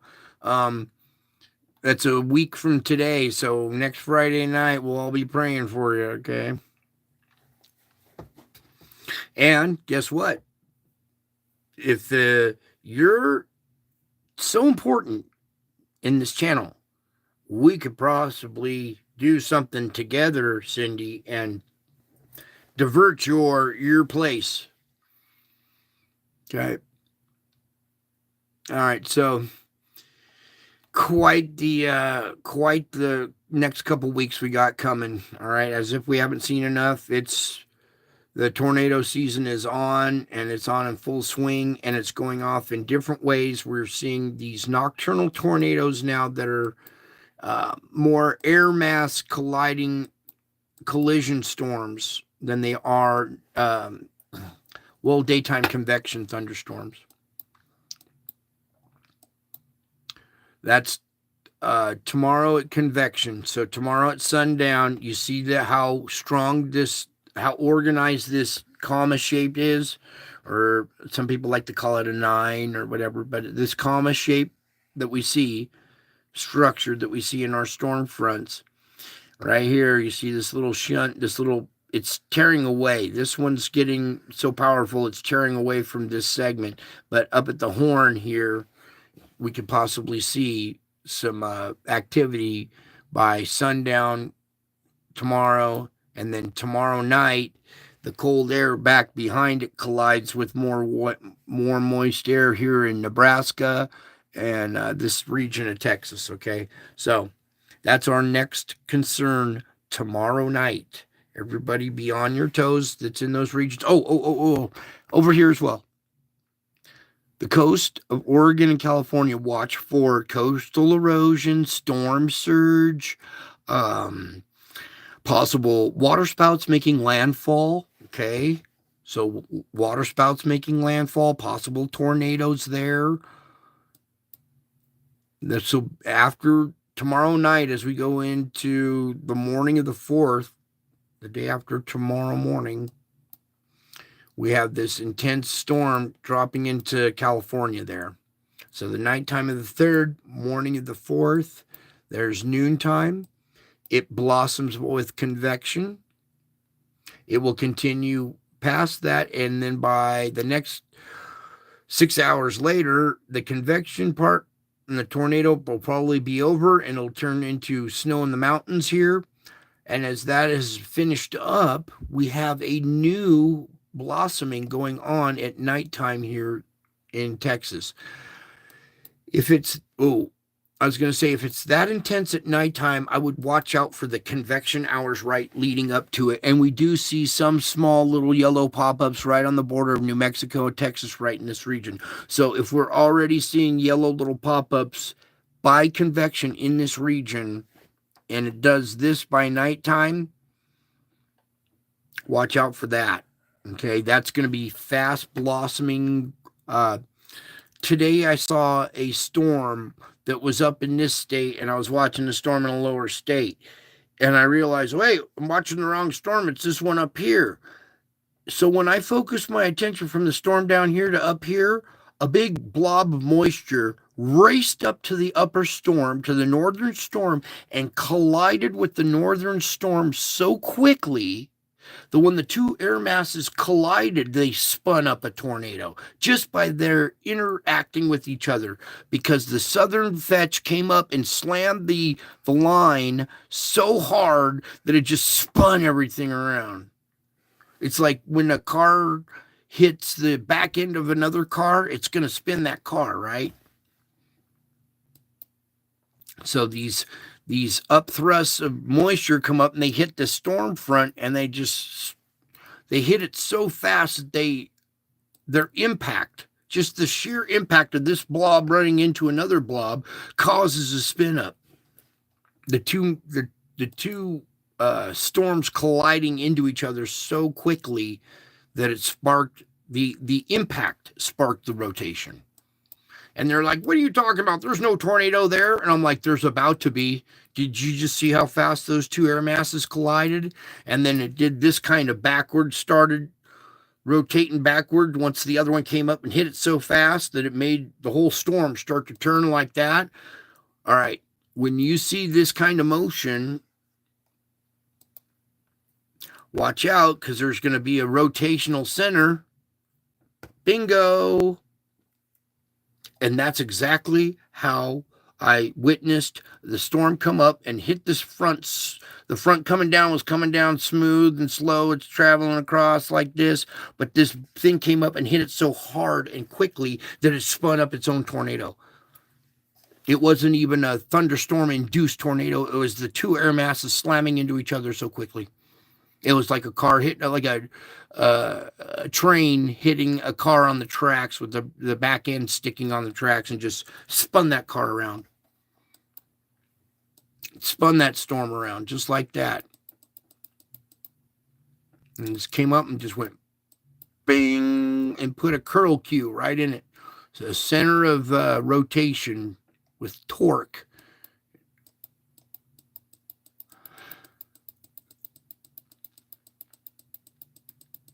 You see how quickly those things rotate.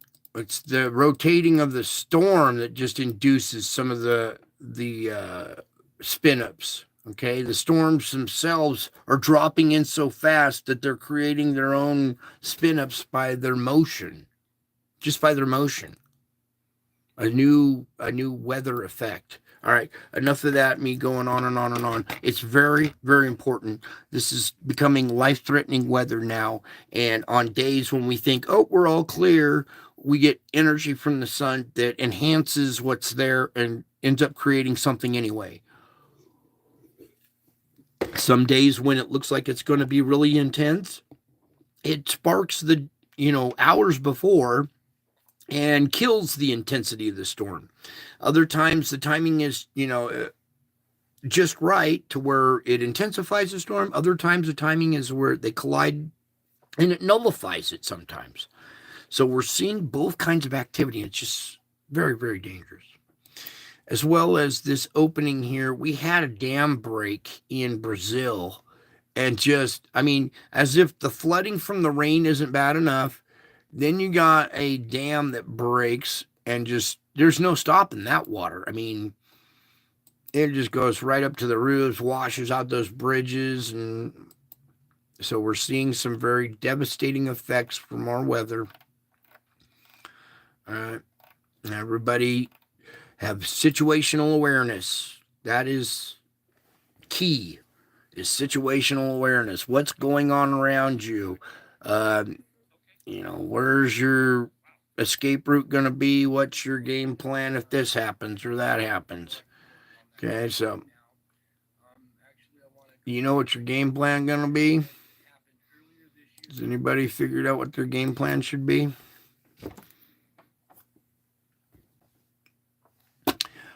Let's see here. We got that one. We can get rid of the weather map. We can get rid of that. We can open up some images here. Everybody get settled in. Get your popcorn, your drinks. Curl up with your partner. Go get settled in the car. Tune out the traffic while you're driving. All right, just 1 second here. Give me a little bit of headaches. Oh, the image I was going to pull up is the one that we already got here. Oh, look at this real quick here. Let's just go through some of these. So, the huffing and puffing and blowing your house in. Spiritual realm is controlling the weather. Huffing and puffing and blowing stuff down. All right, those are real images. 4 different pictures stacked on top of each other. The wolf turning into, well, Satan there. Then we got, let's get to the better images for our reading. Here we go. All right, so both realms are real. It's important that you know that heaven and hell are both real. It's not just one. Oh my goodness, I missed all that. Okay, cool. Yes, we're going down. All right, so there's that. Oh, what was the other one we want to pull up? We haven't seen in a while. Oh yeah, so give me just a second here. I'm gonna pull up another image that's recent. That it's a good reminder that when you're caught up in the clouds, what to look for. Let's type it in.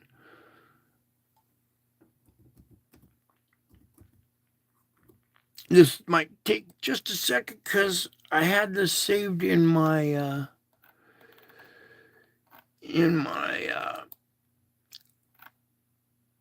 bookmarks, and then good old Google went and erased them all. I believe it's right in here somewhere. This effect right here, this ring of clouds, that was a good one. We'll get to that someday too and how that's caused. But what I want to get to tonight, where'd it go? Was that face in the clouds that was captured? Maybe it wasn't alive. Forgive me for just a second. I'm pulling up one image here. And this UFO activity has been going on the whole time. I used to be wrapped up in this stuff, well, because I had UFO activity following me everywhere I went. And we did not have it on that one. That's old stuff, so it must be here then. Sorry, I'm just trying to find that image real quick. We're going to pull it up. But, yeah, we're not the only living thing in the universe, okay? Oh, there it is. And, I've been plagued with UFO activity following me my whole life since I was a kid. And as I grew up, got older, got into it, started filming it, documenting it. You know, everybody thought, oh, it's not real. And I'm like, yeah, well, here's hours and hours and hours of footage. Now what? So that used to be my field. I was a ufologist, and now I understand why all that activity was following me.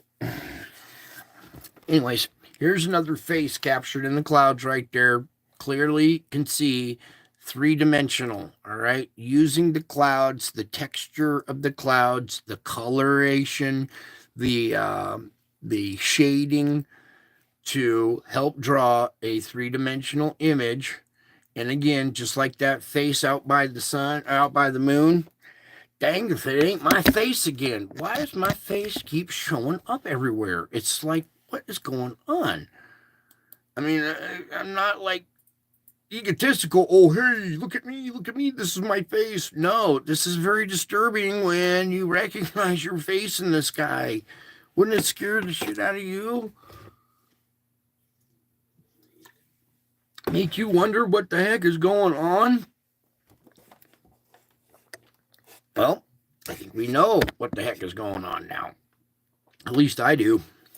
I think you guys are figuring it out too. And now we get to the good part of the show. All right, so we got our images pulled up right there.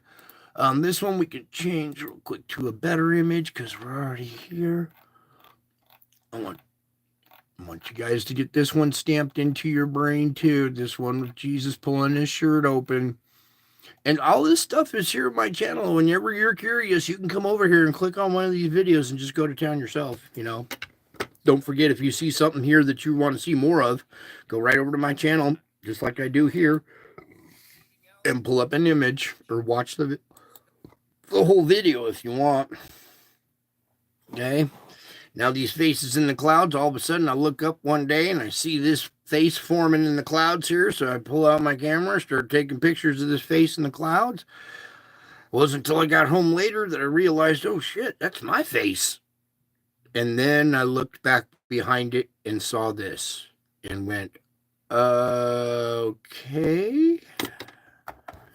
All right, so hopefully you can see that right there. Should I go? Are we at the right angle? No, it's better when it's pulled back just a little bit there. All right. So kind of like that image we saw on the sun today with the thing wearing sunglasses. Here's Jesus wearing sunglasses. Don't ask me why. This is what I captured. Okay. So we got your Lord and Savior with good heart right there, pulling open his shirt, exposing his heart, and creating his face in the clouds. All right, so 3 good images here of me in the clouds. All right, so now you guys can get caught up with me in the clouds. Okay, and while you're caught up with me in the clouds, why don't you join me in the air, the cyberspace, while I do some reading here. And I think you guys will get a nice session tonight. Okay, so everybody get relaxed, take some deep breaths. Sometimes a moan on the exhale feels good too. You can just feel the tension coming out of your body. So, okay, there we go. Now, we will start off with this one right there. Okay. Very important you understand that event right there that you're looking at is a real event that took place on Easter. An event took place at the same area the day before that keyed me into showing up at this spot as well. So while you're looking at that, come to me with a teachable spirit, eager to be changed. A close walk with me is a life of continual newness. So do not cling to old ways as you step into each day. Instead, seek my face with an open mind, knowing that your journey with me involves being transformed by the renewing of your mind. Okay? Do not cling to the old ways. Instead, seek my face with an open mind, knowing that your journey with me involves being transformed by the renewing of your mind. As you focus your thoughts on me, be aware that I am fully attentive to you. I see you with a steady eye. Because my attention span is infinite, I know and understand you completely. My thoughts embrace you in everlasting love. I also know the plans I have for you, plans to prosper you and not to harm you, plans to give you hope in the future. So give yourself fully to this adventure of increasingly attentiveness to my presence. Okay, increasingly attentive to my presence. Phase Seek my face with an open mind, knowing that your journey with me involves being transformed by the renewing of your mind. Do you guys feel transformed when we do this? Have you have a renewing of your mind, a new perspective on things now? Because I make things new. So, as you focus your thoughts on me, be aware that I am fully attentive to you. I see you with the steady eye. Okay. My thoughts embrace you in everlasting love. I also know the plans I have for you, plans to prosper you and not to harm you, plans to give you hope and a future. Sorry, I repeat myself sometimes, but it's important that you get these concepts down in your mind. I'll go back to this one right here, I guess. Okay, so relax in my healing presence as you spend time with me.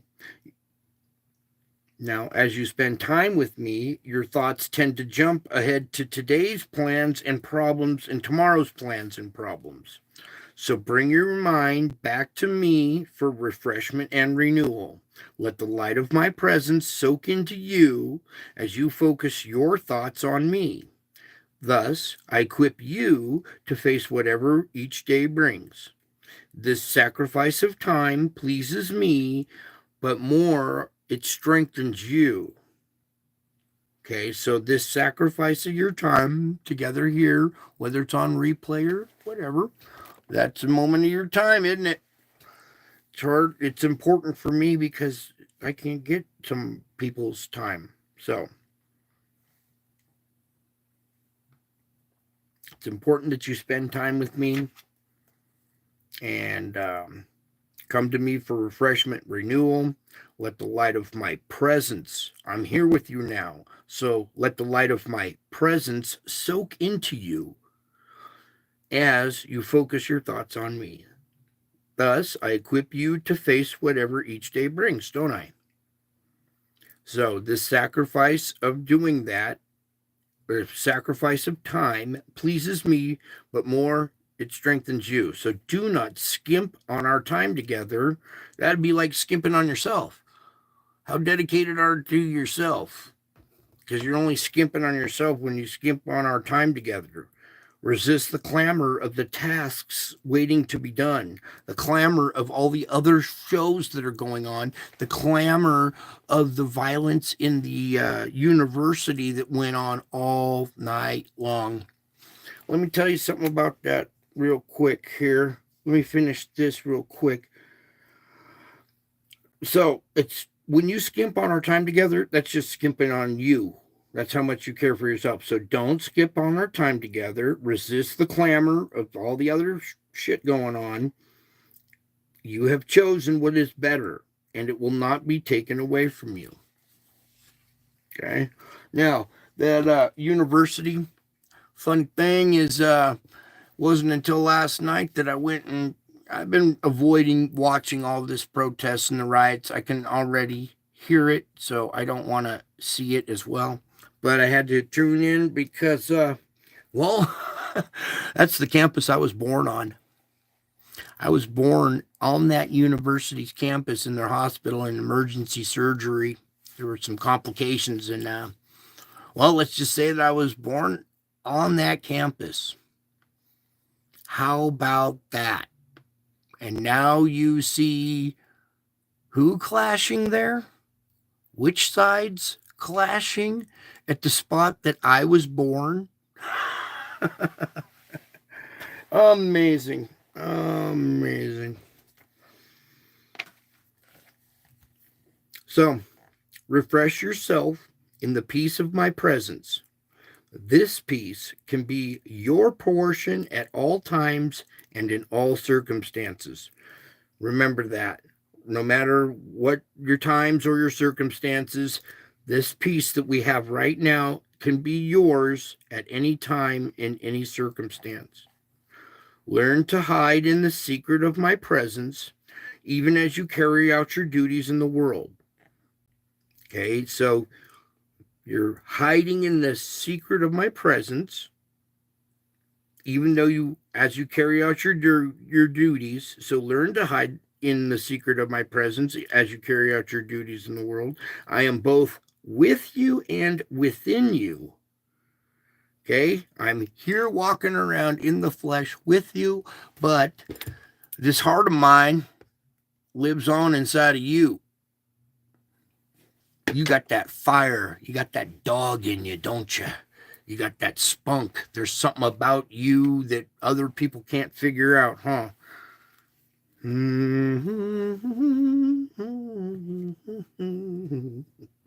All right, so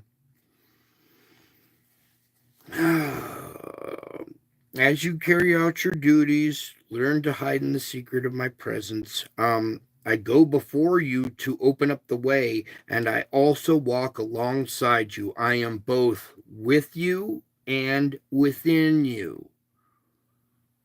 I open up the way, I walk alongside you. There can never be another companion as devoted as I am. Okay, devoted. Commitment.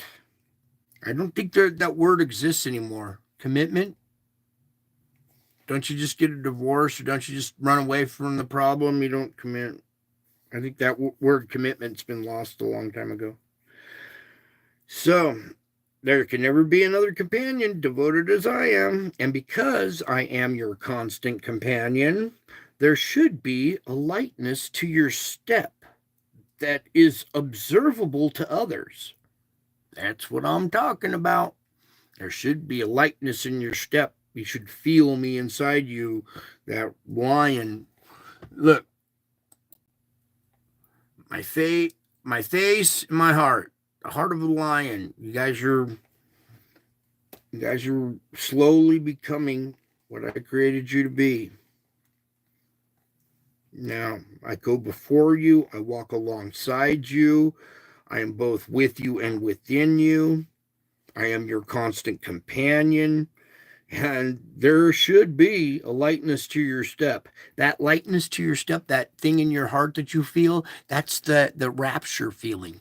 You are caught up with me in the clouds. This is undeniable evidence now that it's true, that it's real. And when you see me in the flesh, well, that's going to be even more undeniable. What better way to prove it than to be in the flesh? You can take my DNA if you want. You already got plenty of it anyway. So, when you know that I'm your constant companion and you have that lightness in your step, you should not be weighed down with problems and unresolved issues. For I am your burden bearer. Okay? So don't be weighed down with your problems and unresolved issues. Give them to me. I am your burden bearer. Now, in the world you have trials and distress, but don't let those get you down. I have conquered the world and have deprived it of its power to harm you. Okay? To harm your spirit, to harm your soul. I have conquered the world and deprived it of power to harm you. In me, you may have confident peace. When you have confident peace in me, that has deprived the world of its power to harm you. Okay, I want you to learn a new habit. I want you to learn the habit of saying, I trust you, Jesus. Okay, you get in the habit of saying, I trust you, Jesus, in response to whatever happens to you. Now, in the hardest times when you're just gritting your teeth and you're trying so hard to not say the words, God damn it, and use the Lord's name in vain, right? It's right there on the tip of your tongue and it's so hard. But that's the perfect time. That's the perfect time to try this new habit. In response to that, just say, I trust you, Jesus. When you say that, it relieves the pressure on you. Okay? So I want you to learn this habit of saying, I trust you, Jesus, in response to whatever happens to you. Okay? And if there's time, think about who I am in all my power and glory, and ponder also the depth and breadth of my love for you. Okay? The discipline of a father, right? He disciplines you for your betterment, right? This simple practice will help you see me in every situation, acknowledging my sovereign control over everything, over this planet, over the universe. The simple practice will help you see me in every situation, acknowledging my sovereign control. You don't have control. It's my sovereign control. When you give up control, acknowledging my sovereign control, that's when you get to breathe. You can take your gloves off. Okay. All right. You're in control. I'll just listen for your guidance. All right. That simple practice will help you see me in every situation, acknowledging it. Okay. And when you view events from this perspective, it's all about reaching that perspective. When you view events from this perspective through the light of my universal presence, fear loses its grip on you. It better start losing its grip on you. Okay, and if it's not, then come over here, take a deep breath, pull up this image, pull up this video, whatever you have to do to get that fear out of your heart. Okay, ponder how deep and wide my love is for you. That practice right there helps you see me in every situation. And when you view things from that perspective, fear loses its grip on you. Adverse circumstances become growth opportunities. You guys must understand your adverse circumstances are really growth opportunities. They have been this whole time. You just didn't know it. Now, from this perspective, you can see adverse circumstances become growth opportunities when you affirm your trust in me no matter what. So, you receive blessings gratefully, realizing they flow directly from my hand of grace, and your continual assertion of trusting me will strengthen our relationship and keep you close to me. Okay? I'm going to strengthen our relationship, keep you close to me. You'll have the heart of the lion. You'll be courageous, even though there's all kinds of storm clouds coming and stuff. You will see that adversity as growth opportunities, and you will laugh in the face of it and take it on and grow. And actually just really live like you were designed to live. All right. Here we go with more, you guys. Hold on. You can achieve this victorious life through living in deep dependence on me. People usually associate victory with success, which is like not falling or not stumbling or not making mistakes, right? Don't we view success as not failing or stumbling, falling, or making mistakes? That's how we measure success. But those who are successful in their own strength tend to go their own way, forgetting about me. So these people who think that their victory is associated with success, they tend to go their own way and forget about me. And it's through their problems and failures their weakness and their neediness that they learn to rely on me. Most people will turn and eventually learn to rely on me. True dependence is not simply asking me to bless you or asking me to bless what you have decided to do. It is coming to me with an open mind and heart. An open mind and heart, inviting me to plant my desires within you. I may infuse within you a dream that seems far beyond your reach. You know that in yourself you cannot achieve such a goal. Thus begins your journey of profound reliance on me. You know you can't do it yourself. You can't, some of these goals, you just can't achieve it by yourself. Thus begins your journey of reliance on me. It is a faith walk, okay? This faith walk is taken one step at a time, leaning on me as much as you need. This is not a path of continual success, but of multiple failures. And that's what scares everybody off. What? A path of multiple failures? Oh, I don't want to have failure after failure. Yeah, but then all of a sudden failure doesn't scare you anymore or deter you. Once you've had a few and you're like, oh, that's all it was? Well, let's get up and try it again till I master it. Okay, got more here. It is through problems and failure, weakness and neediness that you learn to rely on me.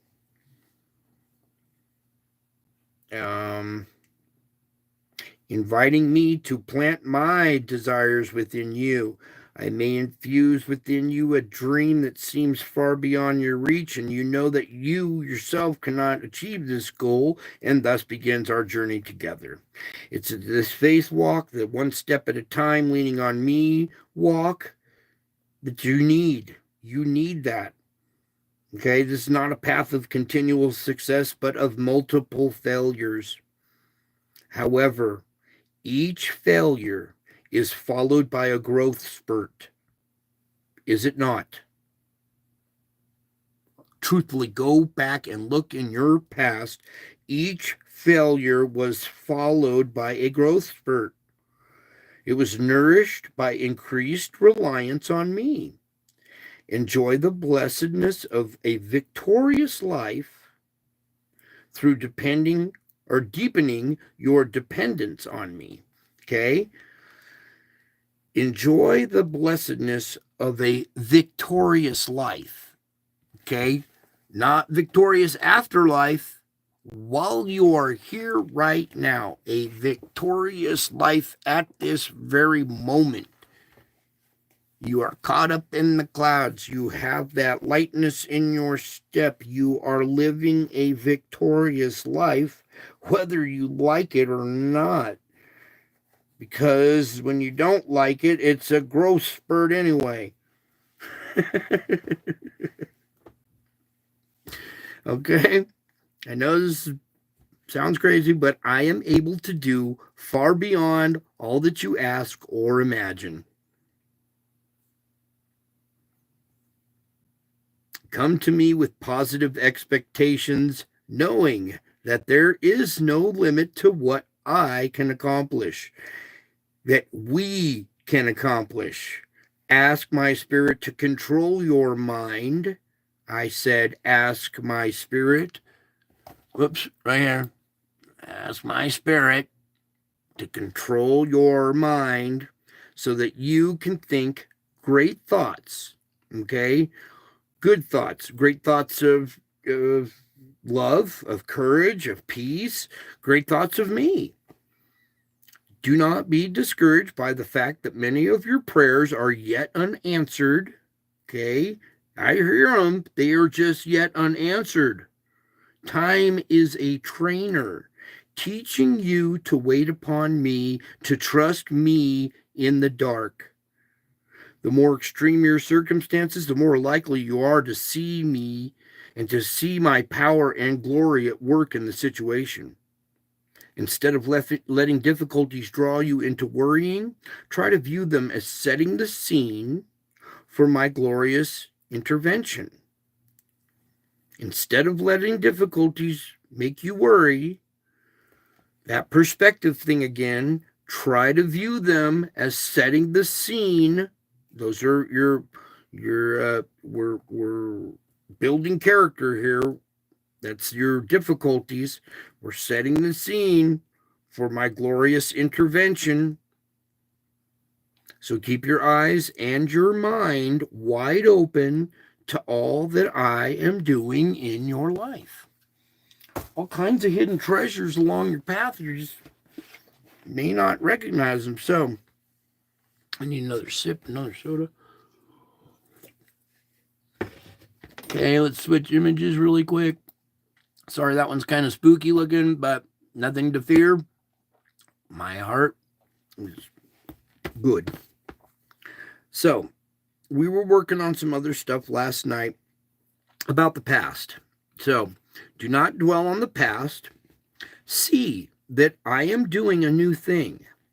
Okay? Quit dwelling on the past and see I am now here doing a new thing. So, as you begin each day, rejoice that I am continually working newness into your life. Don't let recent disappointments and failures define you or dampen your expectations. This is the time to make a fresh start. I am a God of unlimited creativity. Expect me to do surprising things in this year ahead that stretches out before you. Each day, especially today, is a precious gift. The present moment is where I meet with you. So, seek my face throughout each day that I have made for you. I've carefully prepared it for you with tender attention to every detail. I want you to rejoice and be glad in it. Okay, that your day is custom made for you, and when you realize that, you'll rejoice, and you'll see why you need to be glad in it, because it's custom made. Each day is custom tailored just for you, not the other person. Your day is custom tailored just for you, each person. That's how wide, deep. We'll stick that one, I guess, right there. So, search for signs of my loving presence as you journey along the path of life. Look for the little pleasures and the little treasures I have strewn alongside your path, sometimes in surprising places. So when you see a treasure in a surprising place, thank me for each one. Your thankfulness will keep you close to me, and it will help you find joy in your journey. That's how you find joy in your journey, is your thankfulness. When you find these little treasures alongside your pathway in surprising places like YouTube. Surprise. What a place to be surprised, huh? On YouTube. Told you. Surprising places. I am your joy, and these 4 words can light up your life. Since I am always with you, the joy of my presence is continually accessible to you. You can open up to my presence through your trust in me, your love for me. Here again, this is where Jesus, I trust you. Jesus, you are my joy. When you recognize that, when you just say it to yourself, Jesus, you are my joy, my light will shine upon you and within you as you rejoice in me, your Savior. Don't you feel glad now that it's almost over, that I'm here, that you're rescued? Isn't there a sense of relief? Everybody should be throwing their arms up and yay! You've been out at sea for 2,000 years and you haven't seen any sign of life, and all of a sudden there's a ship coming your way, and you should be rejoicing. My light will shine from that ship, searching around the waters. Where's that life raft full of them people? My light will shine upon you and within you. When that spotlight hits you and you realize you've been saved, that light will be within you as you rejoice in me, your Savior. Ponder all I have done for you and all that I am to you. When you ponder what I have done and what I am to you, that will lift you up above your circumstances. When you became my follower, I empowered you to rise above the conditions in your life. I filled you with my Spirit and His holy helper. I promised that I will come back and take you to be with me in heaven. I promise that I will be back. I say it at the end of every show. I promise I will come back and take you, that's you, listening, watching. I promised I would come back and I would take you to be with me on YouTube. No, in heaven, sorry. That you may be where I am on YouTube forever. No. All right, but you see what I'm kind of pointing at here? We're at that point now. I promised I would come back and take you to be with me in heaven, that you may be where I am. Okay? You are now where I am. And that should bring joy to your heart.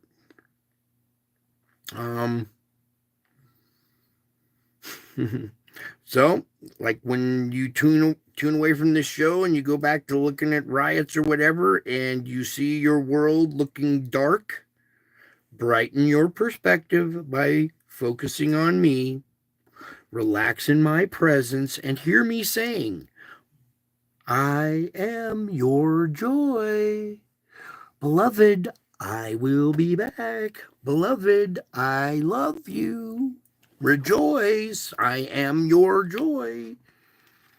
Yay! All right, good. If you said yay right there and you can feel that, be still and know that I am God. Most Christians are familiar with this command, but not so many take it seriously. Yet for those who do, blessings flow like streams of living water, don't they? Yeah. And as these believers sit in stillness,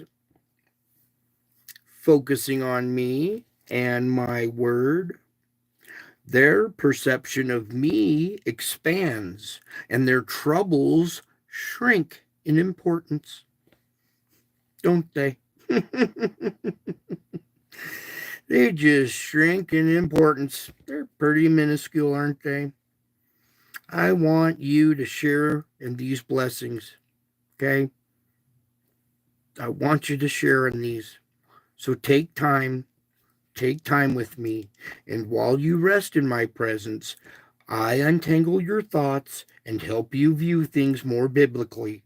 Remember, my word is a lamp to guide your feet and a light for your path. So biblical thinking illuminates the path before you so you can find your way.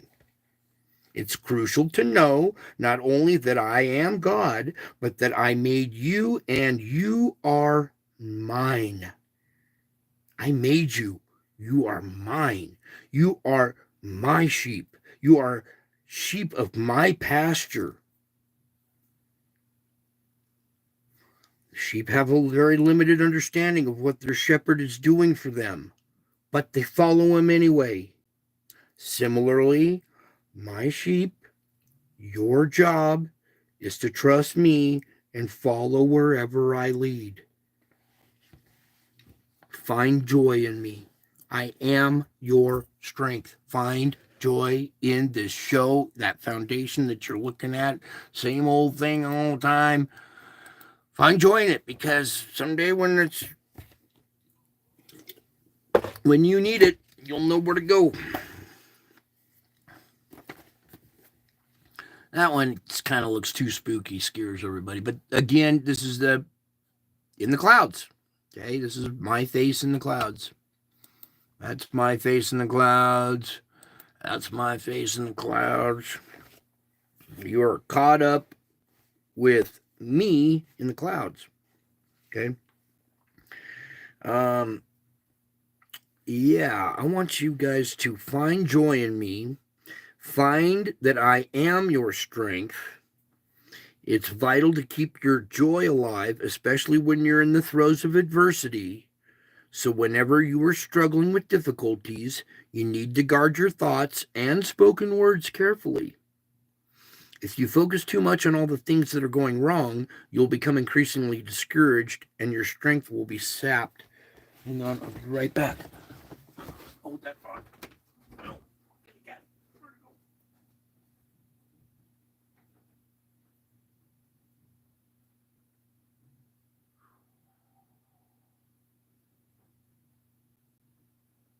Wow. Amazing how I'm being tested. Oh, this is so awesome. Okay, cool. Right when I said sapped too, that was amazing. Okay. So if you focus too much on all the things that are wrong, you'll become increasingly discouraged. You're discouraged and your strength is going to be sapped. As soon as you realize that's happening, stop that hurtful process and turn to me. Turn to me. Ask me to help you with all your struggles, your struggling thoughts as well. Get that out of there. All right. So when you're having the increasingly discouraged and you feel your strength being sapped, realize it's happening, turn to me, ask me to help. Take time to praise me. Speak or sing songs of worship. Read scripture that helps you rejoice in me. Okay, read the scriptures that help you rejoice in me. Remember that your problems are temporary. This whole world is temporal. Okay, we all eventually die. You got to go somewhere after this world, right? Well, there's a divine realm that is eternal. Okay, remember that your problems are temporary, temporal. But I am eternal, and so is your relationship with me now. Okay? Your relationship that we have built right here through this show is eternal now. Okay? So that should relieve you right there. Whew. Oh, good. As you find joy in me, delighting in my unfailing love for you, your strength will increase. And this is the joy of the Lord, which is yours for all time and throughout eternity. Okay? So when you find joy in me, delighting in my unfailing love for you, your strength increases. And when you do that and you see your strength increasing because you find joy in me, that is the joy of the Lord. Okay, that joy of the Lord is now yours for all time and throughout eternity now. So rejoice in that too.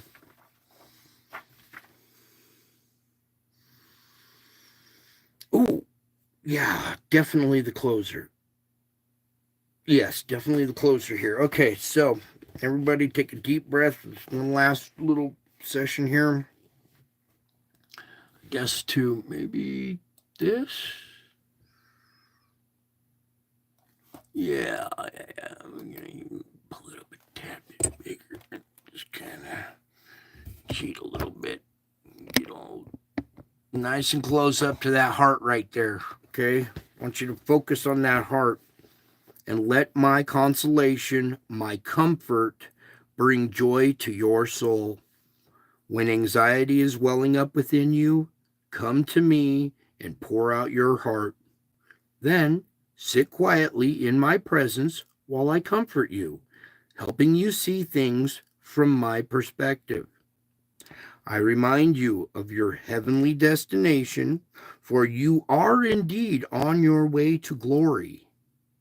I infuse my joy and my peace into your heart. Okay? I infuse my joy, my peace into your heart, into your mind, and all the way down into your soul. When you are joyful, this changes the way you view the world around you. What changes the way you view the world around you? When you're joyful. So even though you see much darkness, you can also see the light of my presence continuing to shine. Moreover, the joy in your soul gives you buoyancy. Yes, buoyancy. Feel like you're floating. The joy in your soul gives you buoyancy, enabling you to rise above. That buoyancy gives you the ability to rise above the countless problems in your life. So find that buoyancy, okay?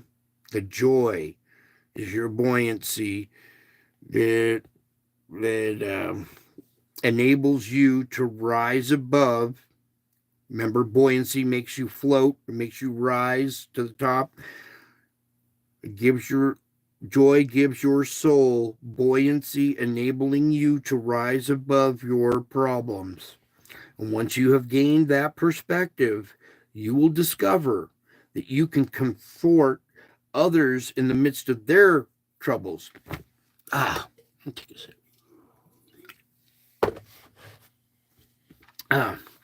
Again, once you have gained this perspective, you will discover that you can comfort others in the midst of their troubles. Okay?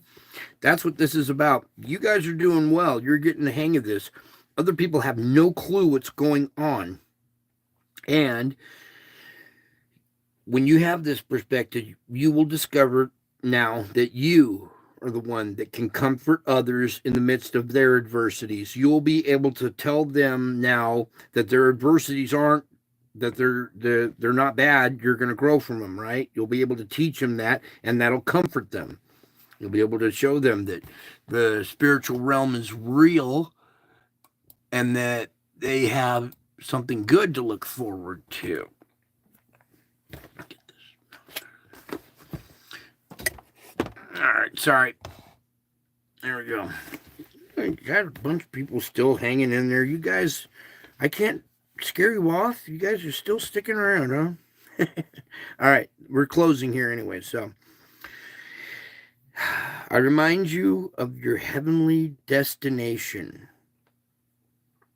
For you are indeed on your way to glory. I infuse my joy, peace into your heart, mind, and soul. The light of my presence, this joy gives you buoyancy, enabling you to rise above your problems. Once you've gained that perspective, you discover that you can comfort others in the midst of their tribulations and trials and troubles, through their problems.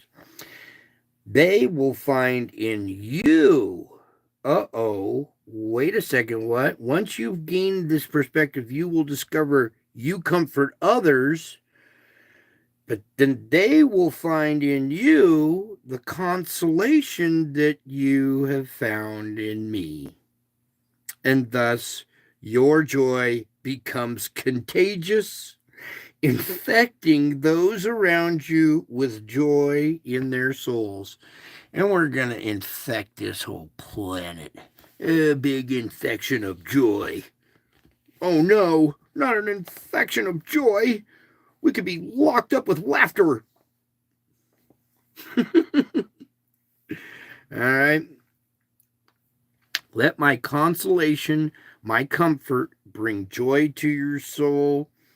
The joy that gives you buoyancy, enabling you to rise, the joy that gives you this perspective, the joy that helps you comfort others, the joy you find in the consolation that you found in me, the joy that's becoming contagious and infecting those around you with joy in their souls. So good job, you guys. You've started an infection of joy. Oh dear. Now what are they going to do? Now what are they going to do? They cannot take your joy. Fear is fake evidence appearing real. False evidence appearing real. That's what fear is. When you see something that's not false evidence, when you see the truth appearing real, that comforts you. That consoles you. That brings joy. That's truth in this world of lies. Okay, we'll continue on with some of the other stuff later on. That is enough for you guys for one night, I think. And well done. You guys hung in there good. These last stragglers here, you guys like this part of the report. And it's important that you do. It's important that you understand what you're looking at and who you're listening to. Because I bring joy and I bring peace, bring consolation, don't I? I like to hear other people's voices too. Sometimes it brings peace to my day. There's a few YouTubers who I'll open up in the morning, not even to really listen to the report or see their channel. It's just to hear their voice in the background, something soothing and peaceful. And they're usually talking about the Lord, which reminds me of joy and peace. So a comforting voice with a comforting message and a foundation on which you can build. Okay, go ahead, start building on that foundation. The more you do, the more joy you will find in your life. You will find that magic thing that's happened. And when I say magic, everybody always equates magic with evil. I'm talking about a magical feeling inside you, a miraculous feeling. You know, when you say that term, it sounds weird, but when you trust me, something miraculous, something magical happens in your life. The moment you realize that it's true and you trust me for a second, wow, I can't believe that I'm actually subscribed to and watch every night. Yeah, I got a big head start, advanced warning. I see the spiritual concepts, how they apply now, right? You're caught up in the clouds now. You guys are taking all kinds of video and looking up at the sky now, expecting to see something in the clouds, aren't you? That's because you are caught up in the moment. You're caught up in the activity in the clouds. You're caught up in the clouds. You're caught up with, this is me in the clouds, and you're caught up with me in the clouds. That's what the feeling inside is, a rapture feeling. They're not lifted up into the air quite yet. Okay? But I am the author and finisher of your faith. Your faith is finished. You now know. Your faith is finished. You now know. You have more power than you did before. You're new. You have new strength, new hope, new perspective, new outlook, you have just everything that you need right there. Okay, it's important that you guys get this down. The more you trust me, the more magic happens in your life, the more miraculous things is what I'm trying to say. Okay, quit being so technical on the terms. Oh my God, he's using black magic. No, it's miraculous. These are real miracles. But the magical feeling inside your heart now, that's what I'm talking about. All of a sudden you realize your identity, your real identity, and this little spark grows inside of you. That's the feeling. That's that rapture feeling. Okay. And let my consolation, my comfort, bring joy to your soul. I love you all. God bless you all. And until my next show, I will be back. I am already back. And I am still to come. So hang on tight. Love you all. Bye.